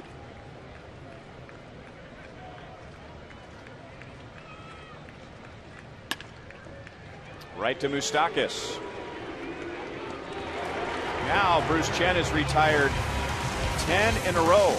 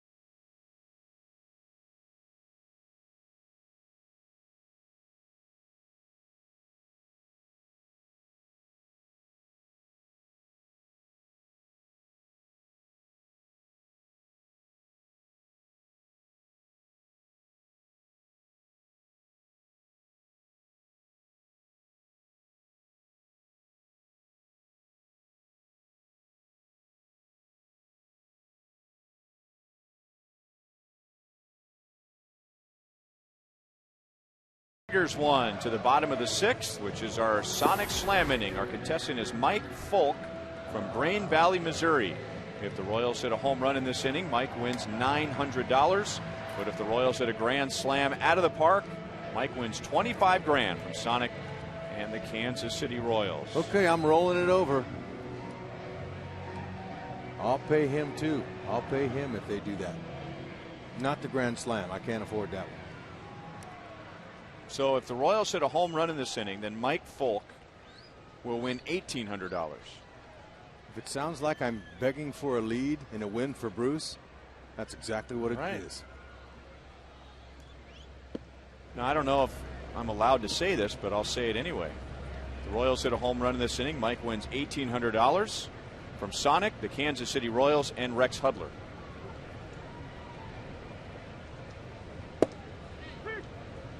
One and one on Bourgeois, who had an infield single in the first inning. Okay, he might.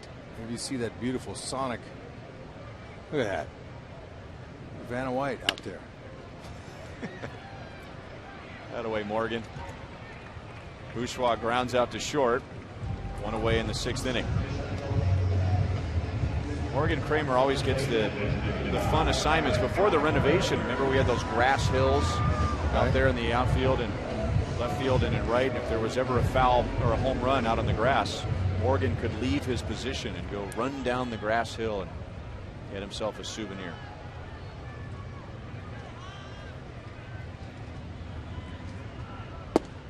Ball one to Eric Hosmer. He struck out in the first, popped out in the 4th against Drew Smiley.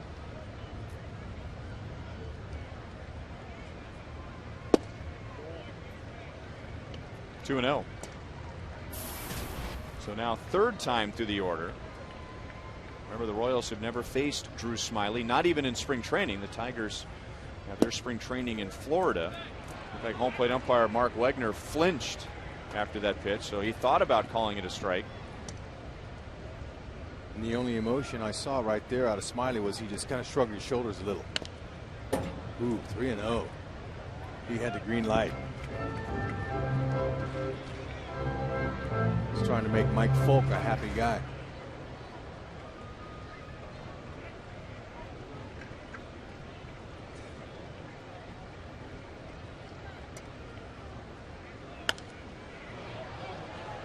Full count.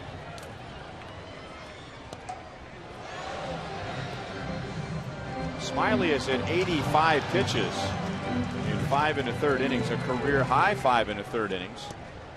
And we go back to what we were talking about earlier when he needed 90 pitches to get through 4 innings in his last start. Fielder gets a nice big hop and runs to the bag for out number 2.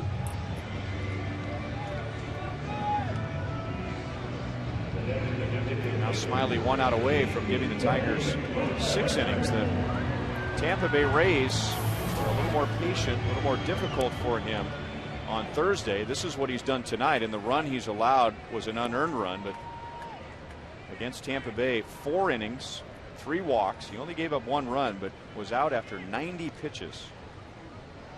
And he's trying to figure out what to do with Billy Butler, who is single to left and single to center.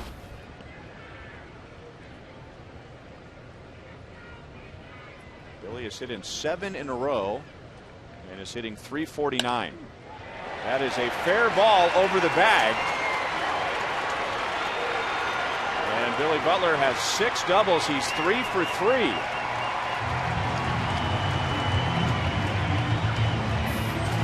Okay, Billy Butler has an idea every time he steps into the batter's box. And he is a tough out, but he's waiting for the mistake. He's got a strike thrower out there that's right around the plate. Hitters like that because they don't have to worry about a guy being effectively wild. And he waited on that and pulled that top hand over, and he's perfect so far. And now Jeff Francoeur, who is grounded into a double play and struck out and is 0 for his last 13, and still Smiley and the Tigers don't want to mess with him. They figured Francoeur has seen Smiley twice now and has a pretty good read on him, and instead they're going to go after Mike Moustakas in a lefty-lefty matchup. Okay, so if you're on deck, you're thinking, all right, They think they can get me out. Yeah, go ahead. Put him on there, and I'm going to make you pay. Leland's taking that gamble, too. He's saying, I got a left-handed pitcher facing a left-handed batter. First base is open. I'm going to pass Francoeur. So the boos for Francoeur's intentional walk turn to mooses as Moustakas comes up. And before that happens, pitching coach Jeff Jones is going to go out and talk strategy with Drew Smiley and catcher Alex Avila. And they probably want to see how Smiley is feeling now that he is at around 90 pitches as he was in his last start when he came out. Remember, you can follow the Royals with MLB.com's @BAT12 app, and that's good for the iPhone, iPad, Android, and Windows Mobile. Get live audio, pitch tracking, video highlights, and more. Just text @BAT to 31826 or visit Royals.com for details. There's former Royal Octavio Dotel, who has pitched for everybody.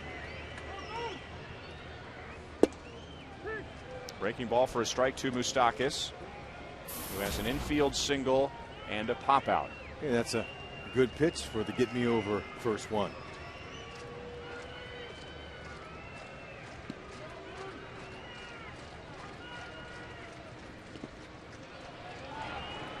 Avila keeps it in front of him, 1-1. He is a .243 hitter, but with runners in scoring position, he is a .333 hitter. With 2 outs and nobody on, Butler doubled, and then the Tigers intentionally walked Francoeur.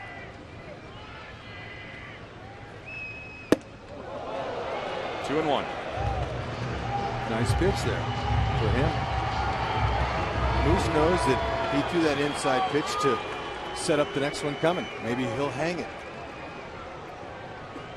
If he hangs one and it's out over the middle of the plate, he has the pull power to put one out.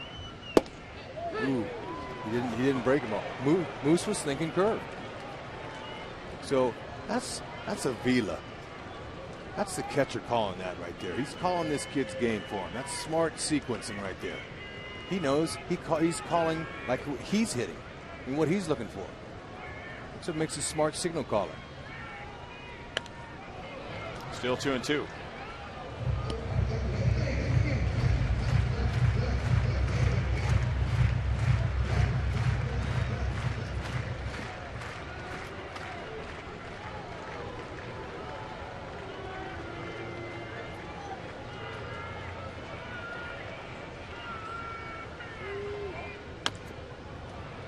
And another foul ball. Moustakas getting the start tonight against a left-hand pitcher, rather than Yuniesky Betancourt play at third. Betancourt giving left-hand hitting Chris Getz the night off, and Moustakas gets the chance to hit against the lefty, and he has a chance here to put the Royals in front. 3 straight foul balls. Yeah, they're working him here, and Moustakas is doing all he can. Now, Billy Butler, who's at second base, may not be blessed with the blazing speed of his other guys, but he can get a little bit more off of that base. There's not a fielder around him, and he can get a good lead initially and then a good secondary lead to help him on a base hit. Another foul ball. And he appears to want to stay with the fastball against Moustakas. Moustakas took a strike with a fastball to make it 2-2, and now he's fouled 4 in a row off.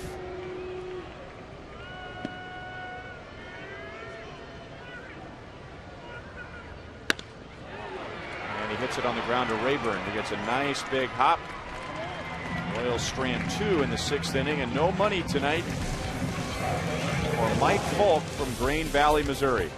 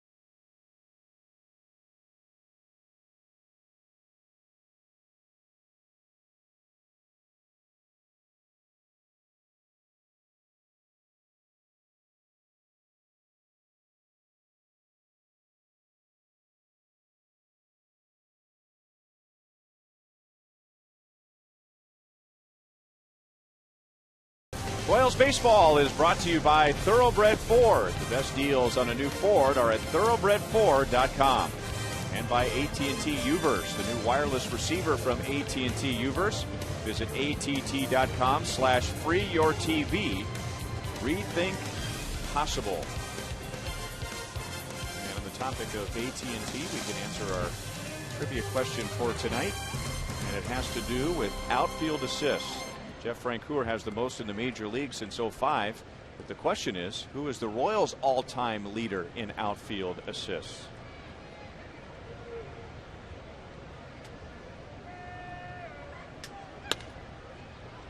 Hosmer backhands, goes to the bag, 1 pitch, 1 out.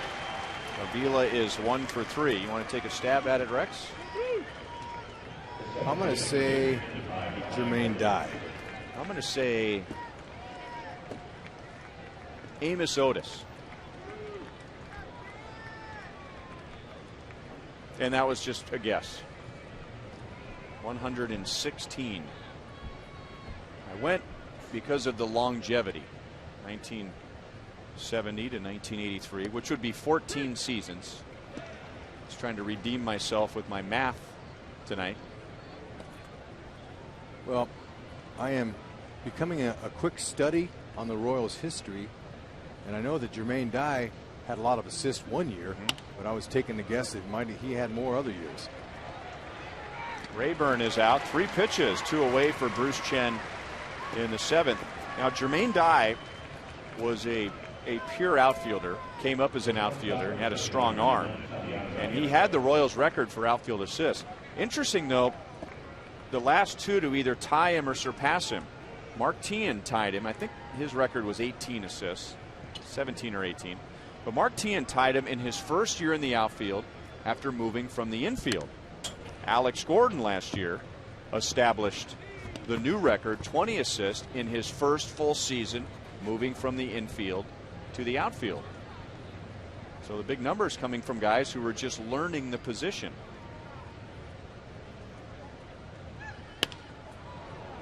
And Santiago, as we're talking about Alex, kindly hits it to him in left field, and that's a 5-pitch, 7th inning for Bruce Chen. He's retired 13 straight.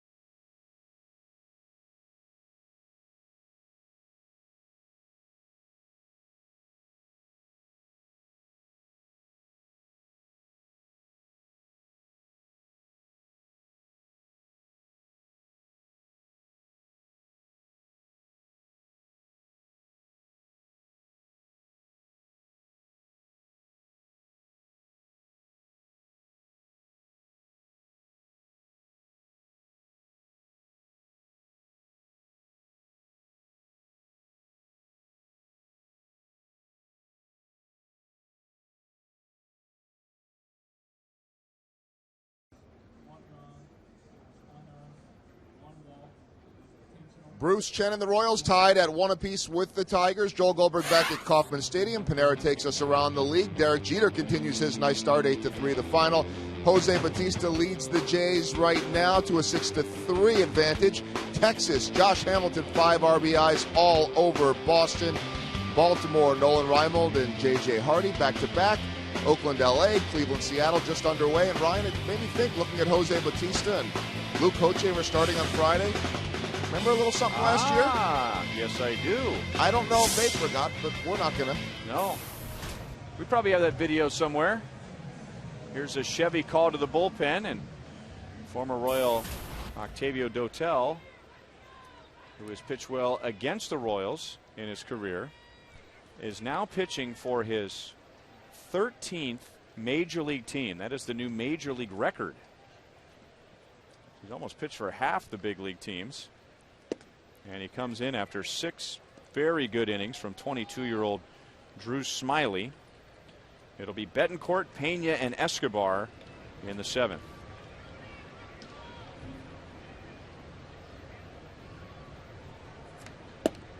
What they'll see from Dotel's sidearm delivery is a nice fastball, low to mid-90s, a slider, and a changeup.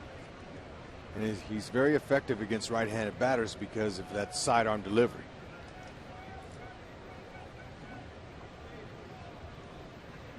Bruce needs a little run support.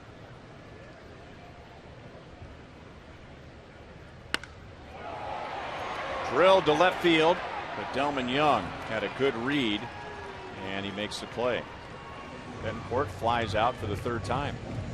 Tonight's copyrighted telecast is presented by authority of the Kansas City Royals and may not be reproduced or retransmitted in any form, and the accounts and descriptions of this game may not be disseminated without the express written consent of the Kansas City Royals Baseball Corporation.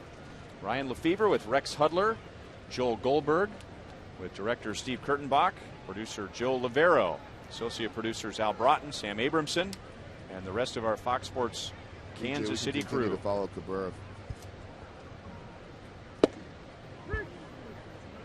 Strike to Brian Pena, who is grounded out and lined out. Cabrera fielder.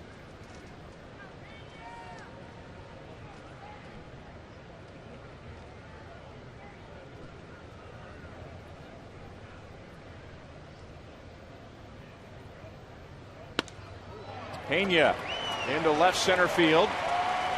He's going to round first. Jackson had to come way over from center, and that allows Pena to slide into second base with a 1-out double. I tell you, it's hard not to like this guy. When he plays with his heart, full of passion, aggressive. And he runs well.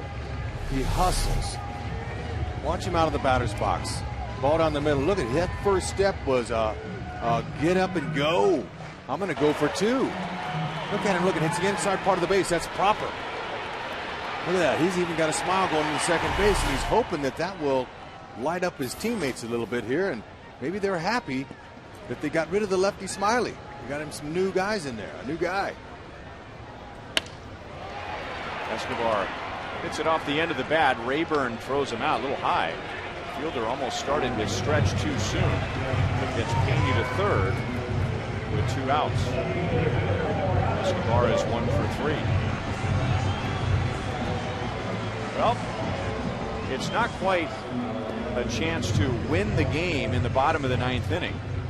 But Alex Gordon could put the Royals in front in the bottom of the 7th. And he ended the game last night taking a called 3rd strike against Verlander. And now that I set all that up, the Tigers are going to walk him. Unless he does the Kelly Lee move from the Bad News Bears and reaches out on the intentional walk. Or he overthrows with that lob. Dotel apparently is one of those pitchers who is not comfortable throwing to the plate during an intentional walk.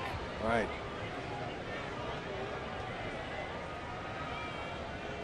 Okay, your focus has to be pretty good when you're doing this as a pitcher, because he could balk, he could make a sudden move, and there comes the run. So watch Dotel as he comes set carefully and goes ahead and lobs it in there. Doesn't even register on the radar gun.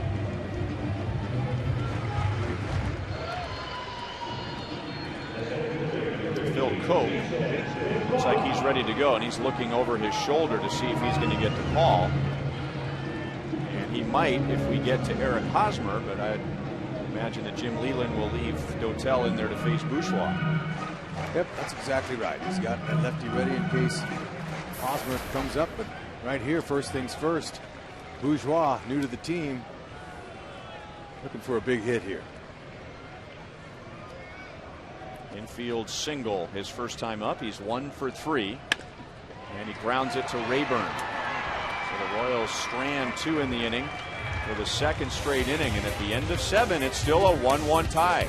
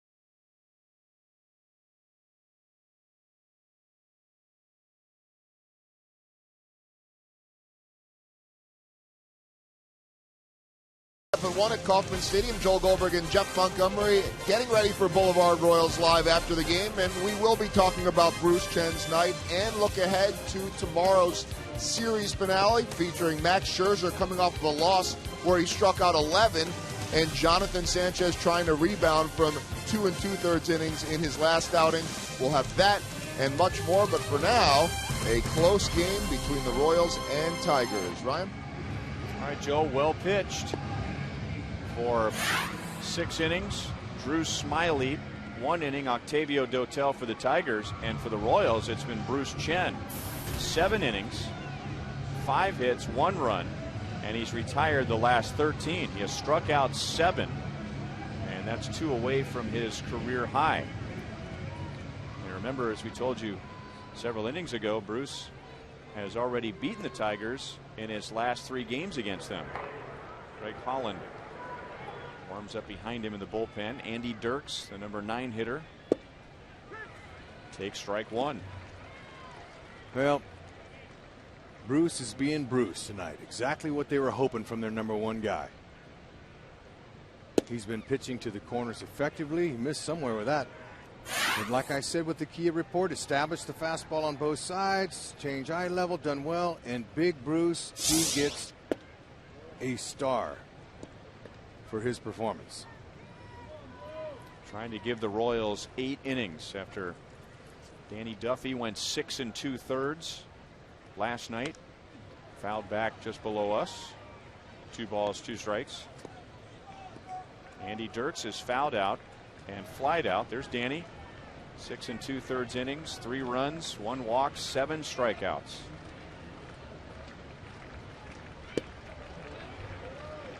Three and 2. That's changing his eye level there. Breaking ball, fastball down, fastball up. That's what that does. Messes him up.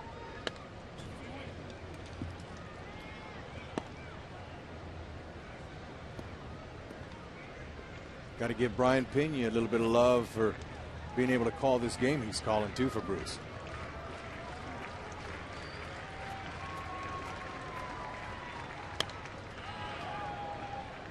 Still 3 balls, 2 strikes.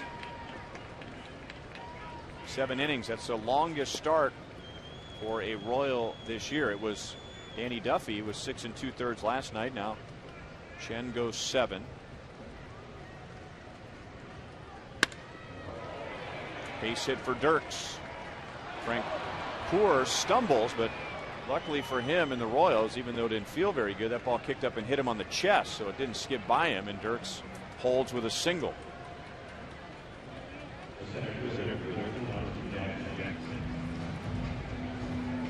So that snaps the string of 13 in a row retired by Bruce Chen. It's 108 pitches. And now as the Tigers prepare to face him for a 4th time through the order, instead Ned will call for a Chevy call to the bullpen. So Bruce Chen, 7+ innings, only gives up 6 hits, 1 run. And he gets a big ovation as he heads back to the dugout. And it will be Greg Holland on the mound when we come back.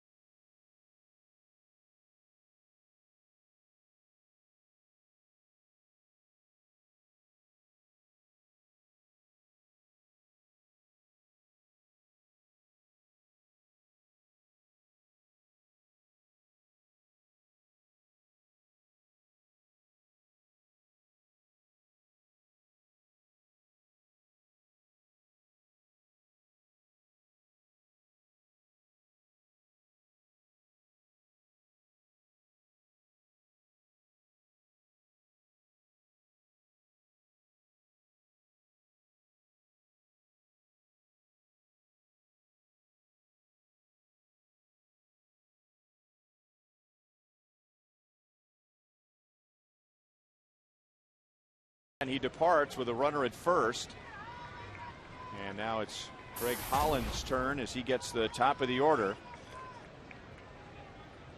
Austin Jackson is happy to see Bruce Chen out. He was 0 for 3 with 2 strikeouts. He is going to bunt, and he pops it in the air, but behind the plate, and no play for Hosmer or Pena. Okay, now that Holland and Pena have seen him squaring around, he'll come back likely with another fastball. It's the hardest pitch to get down. Jackson does not have a sacrifice bunt yet this year, which would make sense because he started the game hitting over 400. They want him swinging the bat. And he always could. This pitch here. And now he takes a strike, and it's 0-2. He had 14 sacrifice bunts last year. Okay, so they might take it off most likely, and he swings a pretty good bat, so they're not going to ask him to try to bunt 0-2 off of a flamethrower like Holland. Mid-90s fastball, split finger, little slider. Did he get a piece of it? He did not. He thought he did. Pena dropped it. Jackson thought he made contact, and when he saw the ball pop out of Pena's glove, he figured he was still alive. But Mark Wegner says no contact. That's just a strikeout.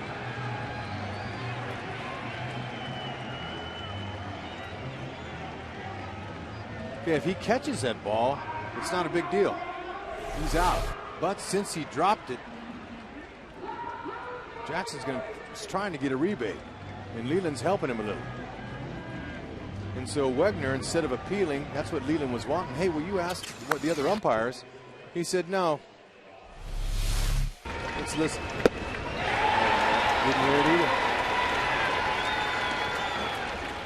And Jackson, maybe he did make contact, who knows, but if he didn't, he did the right thing, and seeing the ball pop out of the glove and act as though he made contact, trying to con Mark Wegner into believing that he did. So instead it's a strikeout. Dirks at first, and now Holland to Brennan Bosch, and that's outside, ball 1. Okay, that little breaking ball will help inducing a ground ball double play here. That's exactly what he would love, although Holland more of a fly ball guy with that hard fastball. If he can keep it down, he might be able to hit it one of the guys. Get him out of the inning. 2 balls and no strikes.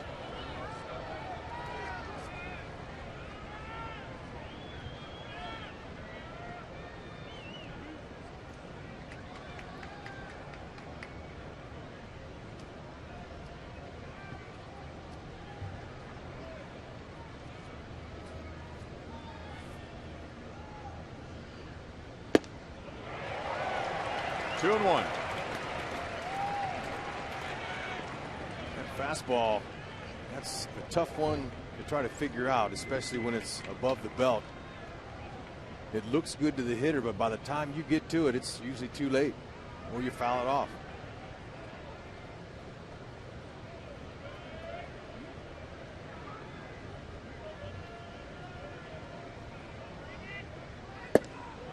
Now 3 balls and 1 strike, and now the dangerous part of the order coming up after Bosch. Cabrera on deck, Prince Fielder after him. So if you're Brennan Bosch, do you expect to get a pretty hittable pitch here? Absolutely. It's got to be executed down in the strike zone. Hit it at somebody. And he hits it into left field. Second time he's had a base hit just like that the other way. And that puts 2 on for Cabrera. Hey, he knew who was hitting behind him, and he knew what was coming there. He wasn't going to put him on base with a walk. He challenged him, so Bosch knew the heater was coming. And it was down in the zone, but he'd give him credit for a good piece of hitting there.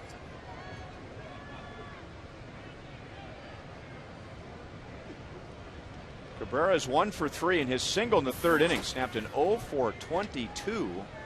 He has 6 at-bats against Greg Holland and has a single. Holland has struck him out once. Up the middle and into center field. Here comes Dirks around third. Bourgeois' throw will be cut off. And the Tigers take the lead on Cabrera's 2nd hit of the night and his 10th RBI of the year. Boy, they got the ground ball. It was just well placed by Cabrera. That's right. Here's a guy who didn't try to do too much. He said all we need is a single. There's a ball right down the middle for him. And Dirks came stumbling home there.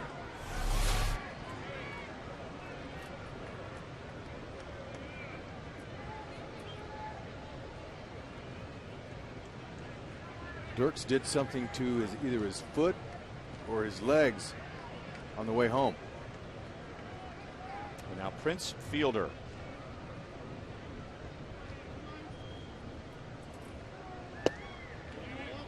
Ball 1. So that run is charged to Bruce Chen. And his line now 2 runs in 7 innings, no walks, 7 strikeouts. But now the best he can hope for is a no decision.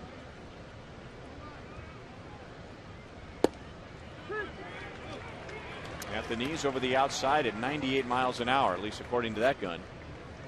You know, really, Holland's fortunate that Cabrera didn't do more with that fastball. That fastball was on a tee, first pitch, saying hit me. So not a good spot.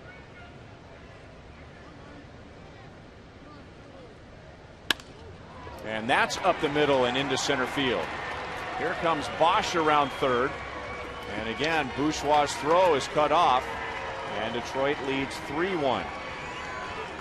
So they didn't use power, but Fielder and Cabrera come through in the 8th, scoring Dirks and Bosch. And this has been Tigers baseball. And you know what? It's a trait of a good team where they do their scoring late in games. And the Tigers against the Royals last night scored a couple of runs in the 5th, which wouldn't necessarily be late in the game, but now with a 1-1 tie in the 8th, they come up with 2 runs. So they've scored as many runs in the 7th inning on than they do in the first 6 innings. Look at what their batting average is, slugging percentage is, and what they do with runners in scoring position late in the game. That's right. They seem to bear down and focus no matter who's in.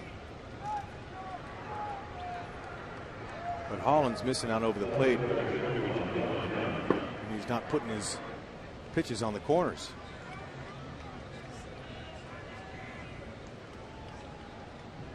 And now Holland and Delman Young.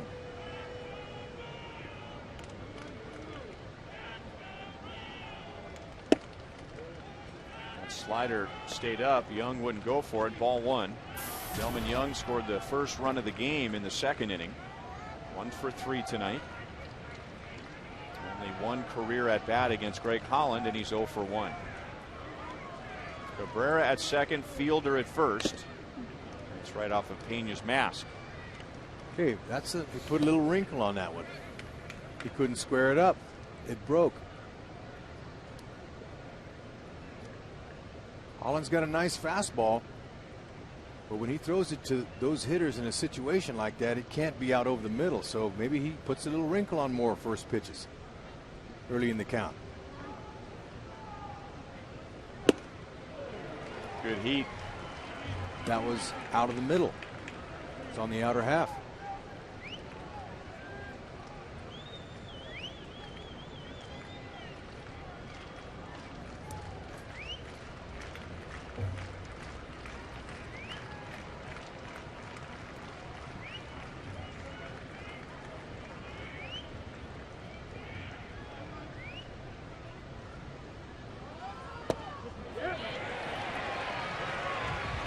Chase the slider down and away, and Holland has his second strikeout in the inning.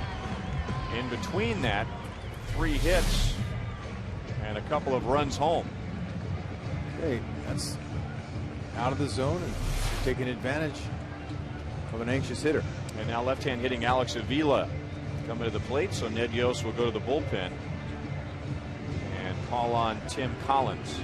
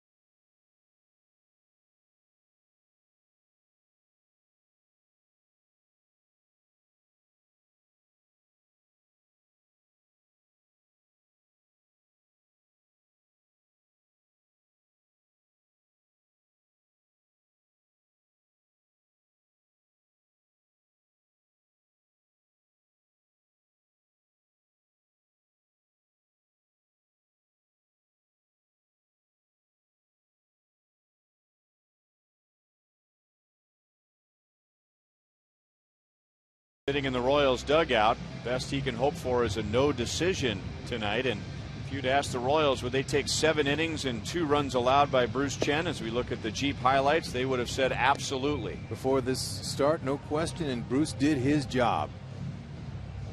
The offense had a few opportunities to get a couple big hits. They've left some runners on and gave him no run support. Look at that breaking ball. Boy, it was a beauty. He even changed his speeds on his breaking ball. And I like what he did. He acknowledged the people. He tipped his cap.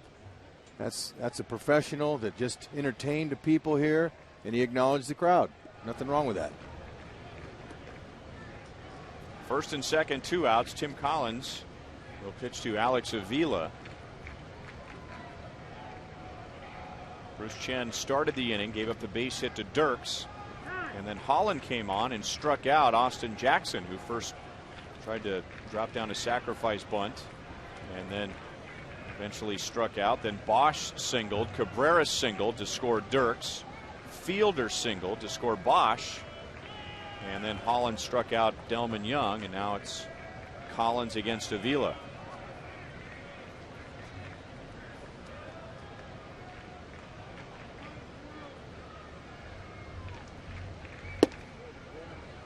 Ball one. Well, Collins is got a 2-seam, 4-seam fastball, big curve, occasional changeups to a righty, but mainly fastball curve.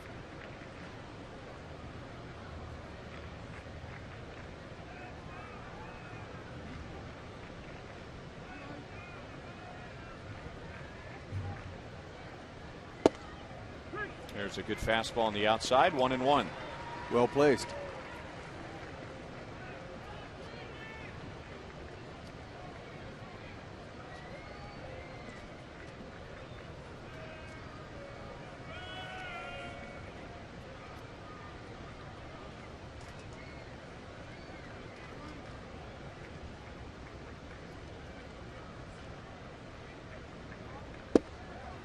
And back with a fastball again. So Avila maybe in the back of his mind thinking that with Collins coming in, he's going to see that curve.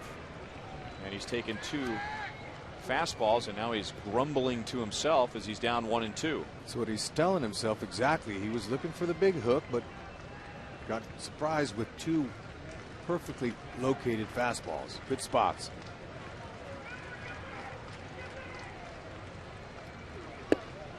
And there's the curve, but it hangs high. 2 balls, 2 strikes. But that was away enough that Avila didn't take advantage of the elevation of that one. Played him a slight pull on the infield. Betancourt over a little bit more towards the hole on the first base side. It's a pull hitter. Staying away.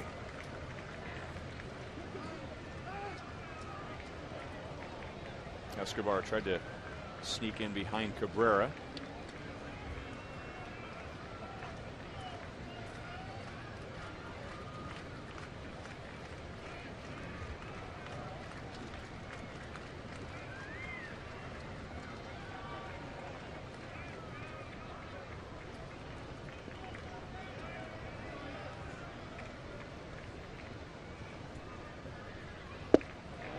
There's the curve again, but it's outside.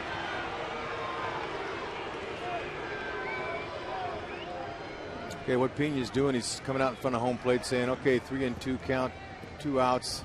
The runners will be going, plays at first. Just a reminder to the infielders. He's the quarterback. He's got to control it out there.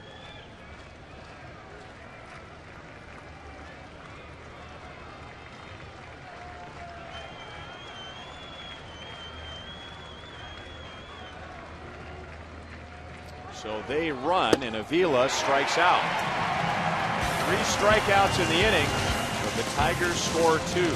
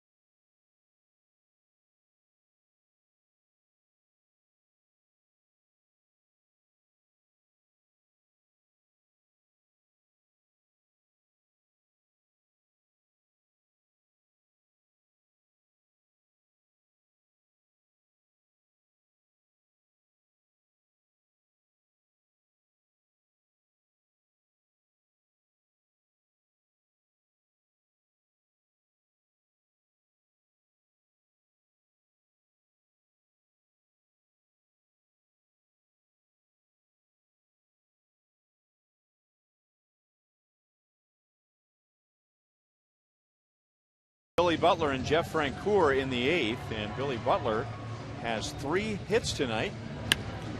Here's our Jeep replay. He's a machine. First one was a base hit that bounced through. That one up the middle was clean, and that one there was no doubt it hugged the bag at third base. Nice day.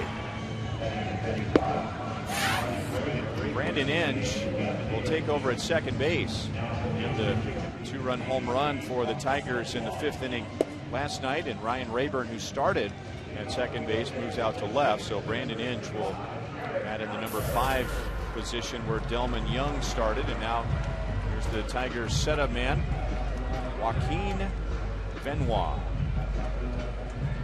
Okay, Benoit, he's their setup guy. He'll go low to mid-90s with his fastball, slider, and he has a nice changeup.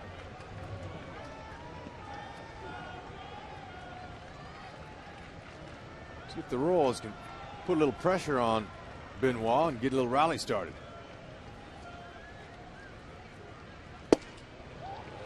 And he figured that Eric Hosmer would be looking for a hittable pitch and would take a frightening swing as he normally does, and he threw him a changeup. That's Avila calling those pitches. That's a nice change. He's got an excellent changeup. And comes right back with it again. No balls and 2 strikes.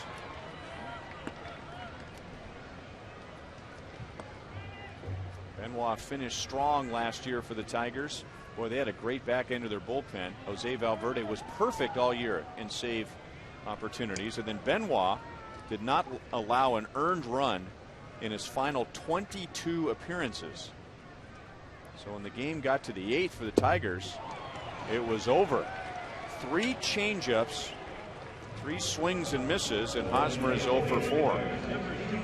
Hosmer so much wanted a fastball there, and Benoit and Avila, they had that feeling. And when you have a changeup that dips away from the lefty like that, why throw anything else? If he's going to swing out of the strike zone the first time, he's going to do it again, and he did 3 times in a row. Royals have 8 hits. Butler has 3 of them. Benoit this time goes with a slider. Billy 1 for 5 against Benoit. That 1 hit was a double. He is single to left, single to center, and doubled to left.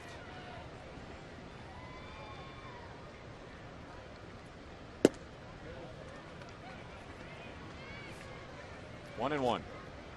For what it's worth, with 2 doubles for the Royals tonight, they now have a double in 27 consecutive games. Going back to last year, that's the longest streak in the major leagues. Royals not yet a home run hitting team, and they may never be a home run hitting team with the ballpark that they play in here, but they have certainly become a doubles hitting team. Hey, whatever it takes to get them on and get them over and get them in, just to win a game, is really their goal right now.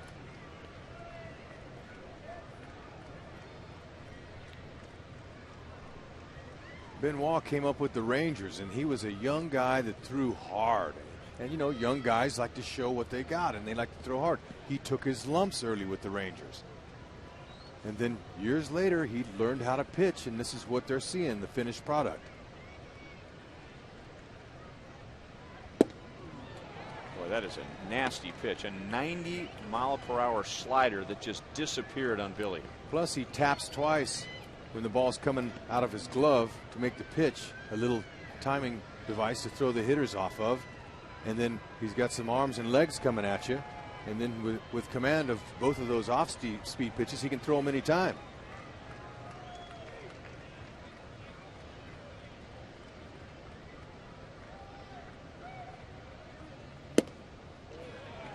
Three and two.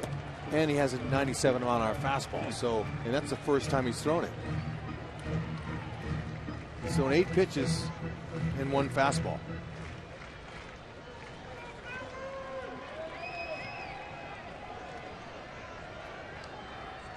He's had trouble with that right arm in his career. Been on the disabled list several times with elbow and shoulder problems. He had shoulder surgery after the 2008 season. Avila wants the ball down and away. It is at least away, and Billy fights it off. And you mentioned the Rangers, and they just kept handing him the ball because of the pitches we've seen here tonight. I mean, he has everything you'd want, but it just didn't work for him as a starter. And then the Rangers, and then the Rays, and then the Tigers decided, you know what, in short, concentrated bursts, an inning here and an inning there, he's pretty good. And now he's a top of the line setup guy. It's the evolution of a young, hard throwing pitcher. He couldn't find the strike zone consistently.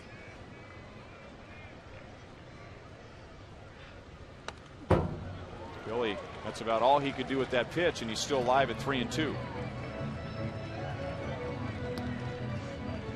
So when you're facing a guy like this late in the game, who obviously is on top of his game, and like Benoit is, you have to be able to look for the fastball, because in a situation with 2 strikes, you'll never get to it if he throws it down the middle if you're looking for his other stuff. But look at that pinpoint accuracy. Fox Tracks shows you how to execute off the plate. And the one that's in Fox Tracks was the first pitch, and that was a hard slider. So you really can't consider that one a hittable pitch. He's given Billy next to nothing. And struck him out. A changeup away that was not a strike. So 2 strikeouts for Benoit, both with the changeup. One to a left-hand batter and one to a right-hand batter. And so we showed the graphic of how his offense, the Tigers, hit late in games to give him the lead. And then you have this guy at the back end of your bullpen, and he's not even your stopper. That's why they're able to accumulate so many wins. Pretty simple formula. Good pitching, good defense, only 1 error this year, and timely hitting. And that's the 3 areas that managers try to get consistency out of to win games. The guys who have their teams playing consistently in those 3 areas win. It's pretty simple, but it's hard to do. 1-1 on Francoeur.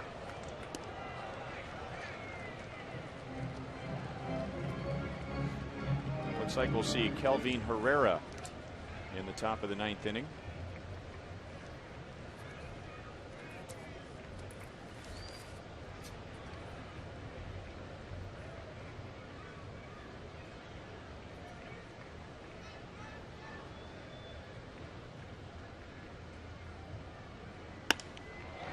And Francoeur goes the other way, and Bosch goes into a diving miss, and Francoeur is going to end up at third base.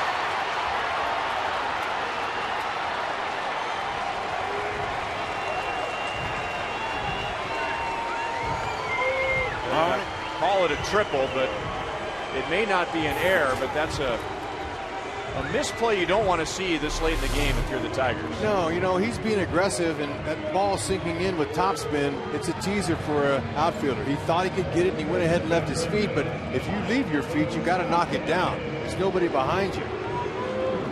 So Frenchie, he lets it out. Look at those long strides. Now, happy to see that, you know, he didn't have to try to come home because there's no need, because they're down 2 runs, but happy he didn't have any, you know, any issues running the bases there. Cool night. He heard the crowd. He saw the play was right in front of him. And that put an end to an 0 for 13 for Francoeur. And here's Mike Moustakas.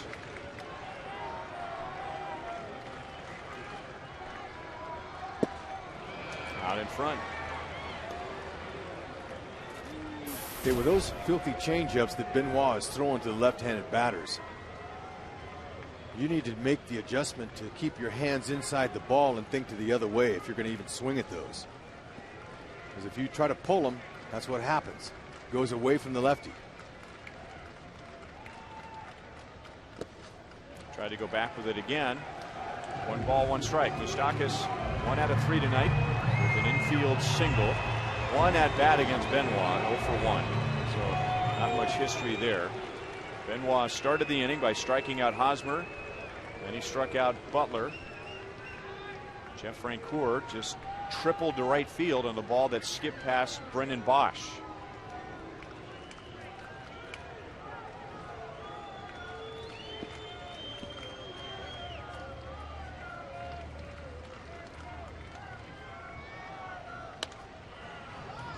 May not have been a strike, but Moustakas, I'm sure his eyes were as big as the moon when he saw a fastball out of the hand of Benoit. That's right, but that was a purpose pitch inside to get him to do that.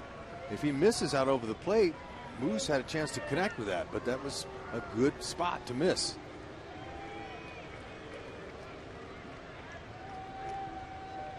So now Moustakas is going, okay, is he going to come back in, or is he going to throw me that little dead fish changeup?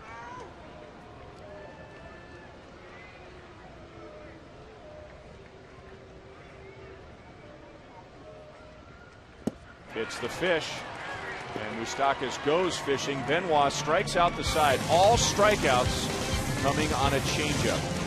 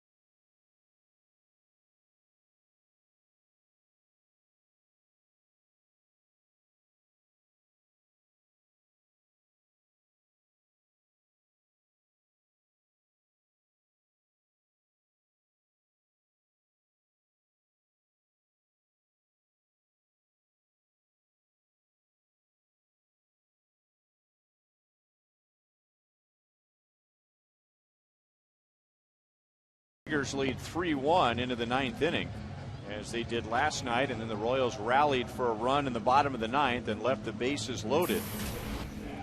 Kelvin Herrera will be the 4th Royals pitcher tonight.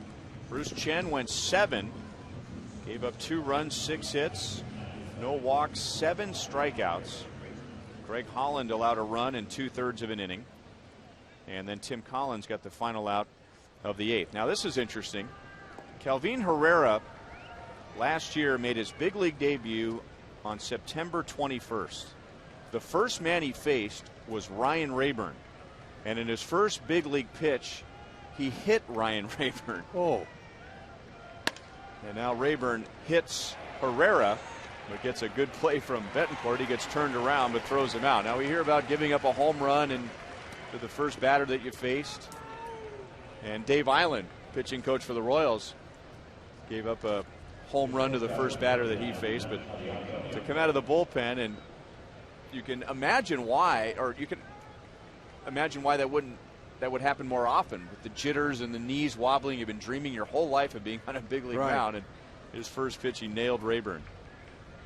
Well, he's got an above average fastball, and he has a changeup similar to Benoit's. Has the same kind of action off of his same fastball, arm speed, and he pulls the string and the ball fades away from lefties. Let's see if we see one. He's got a powerful fastball.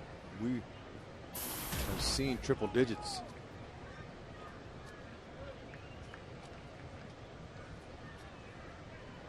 He hit 101 several times last time out, and even hit 102. Santiago goes the other way. A fastball 99 miles an hour.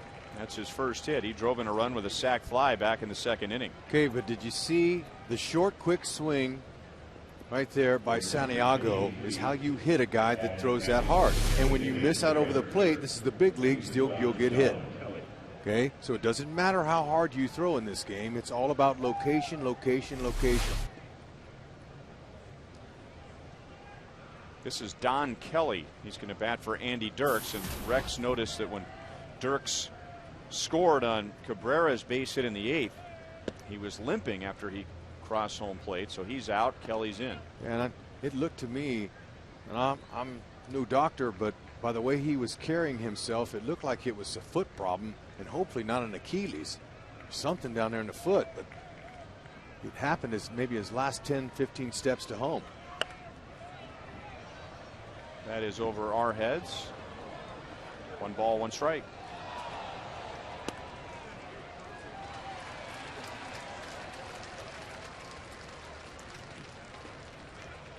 There you go. There's fans who have been to a Royals game before. They know if that ball goes into the upper deck or into the suites above us, there's always a chance for a ricochet down in the lower level, and they were ready. Good job. I don't know if you knew this or not, Rex, but the fans who have bad hands at Kauffman Stadium, they put them in the upper deck. Well, I don't think that's you on have to take a hand test before you come into the stadium. That can't be on the ticket stub, is it? Well, because how do they know? Fans in the lower level know here that if it goes in the upper deck, there's a good chance it's going to find its way down into the lower deck. Santiago is running, and Kelly fouls it back to the screen. Well, since you brought it up, there are certain parts of the country and the other countries that they play ball in that fans are a little bit more adept to catching balls that are fouled in the stands. And you can know that when you go to Canada. Now, I don't know how many hockey pucks get flipped in the stands, but you can tell that their fans aren't exactly schooled on catching foul balls. These fans here are nails. 4-6-3, as they were last night. Royals are down by 2 going into the bottom of the 9th.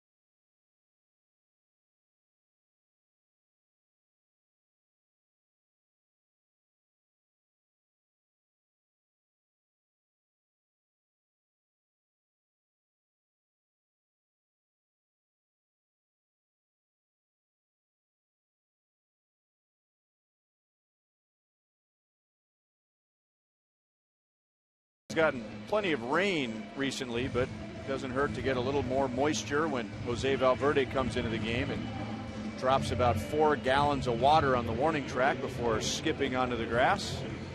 So he looked like he was hopping over a puddle, but maybe it was the one that he made. Royals will have Yuniesky, Betancourt, Brian Pena, and Alcides Escobar in the 9th inning. Down 3-1. Their run coming in the 3rd. It was an unearned run with Alex Gordon driving in Escobar. Valverde was perfect last year in save opportunities. And then in his first save opportunity this year on opening day, after 8 brilliant innings from Justin Verlander, he blew a save against the Boston Red Sox. He was 49 out of 49 last year. Well, he's got a powerful fastball that's low to mid to upper 90s and a split finger. And the Royals, they nearly got to him a few times in the past. Just couldn't get the big hit. Maybe this is the night.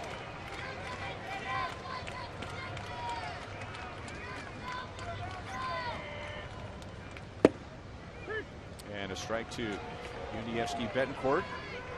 Valverde was also 5 out of 5 in the postseason.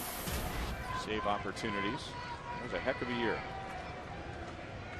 And he's got a little deception. He turns his back to the hitter, hides the ball well, and it explodes on you. Got it in on Betancourt.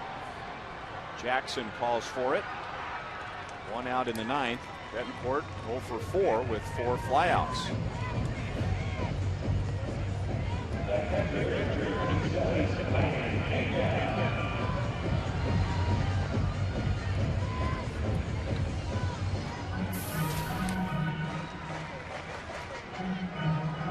Brian Pena 1 for 3 with a double. That was in the 7th inning, so he's batting .368, and he has not had much trouble with Jose Valverde.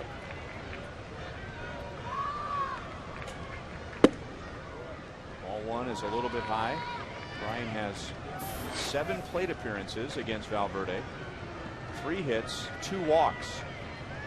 Well, that fastball out over the middle of the plate's hittable.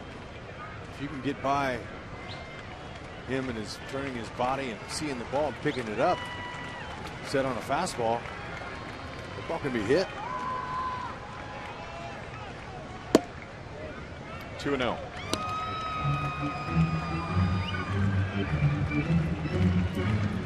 And after you've been around the league a year or two, guys, they start to pick up on you. Like Mariano Rivera now at the end of his career, he gets hit around a little more than he used to because guys, they get a feel for his cutter and his pitch. And Valverde, he's had some great success, but by looking at that fastball, there's nothing special to it. A little bit of late movement there on that one. So he might have went with a little too seam there, but 10 save opportunities against the Royals last year. 10 innings pitched, no runs, 12 strikeouts. 3 balls, 1 strike with Escobar next.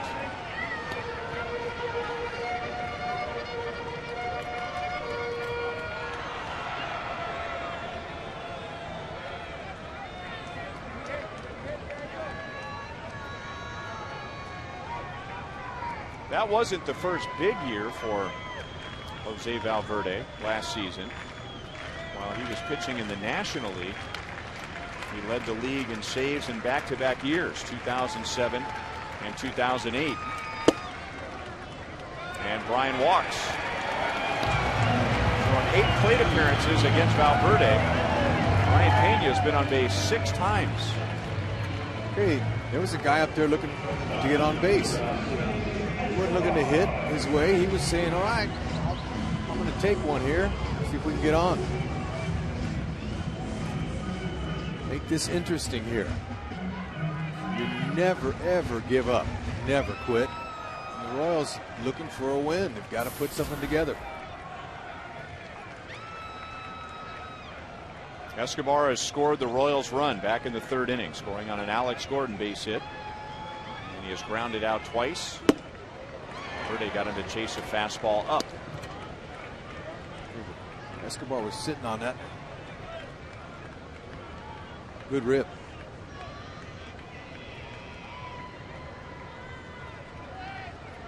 Escobar is 0 for 5 against Jose Valverde.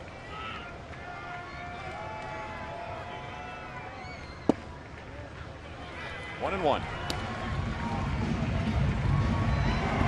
Okay, now Brian Pena, who got a nice little leg double in his last at bat. Look how Prince is playing him. He's playing him, you know, right behind him there. And just in case he thinks he wants to steal a base, they're not playing him all the way back, but they're staying semi-close.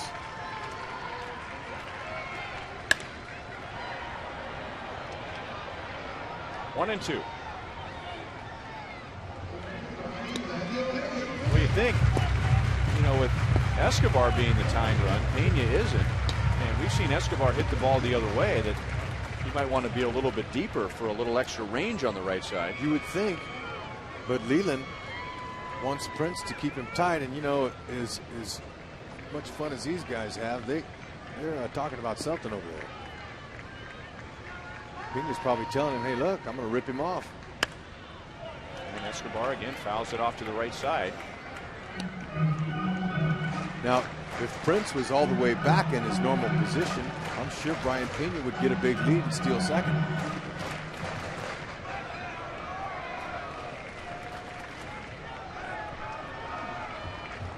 So Brian was probably saying, hey, I like that respect you're showing me. I can run a little. Got him with some heat, 95 miles an hour. Valverde's first strikeout, 2 down.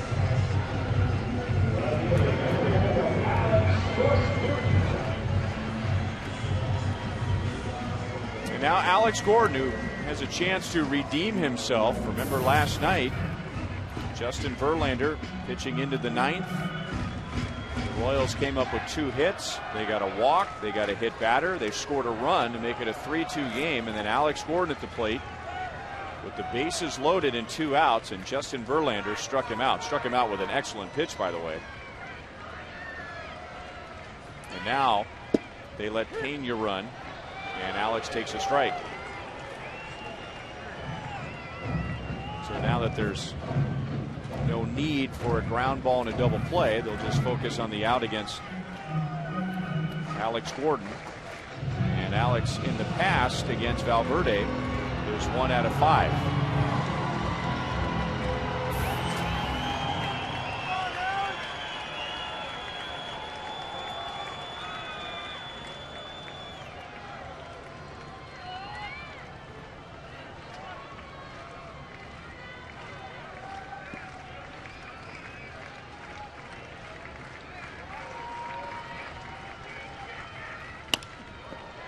On the ground to Inge, and the Tigers have won the first 2 games of the series.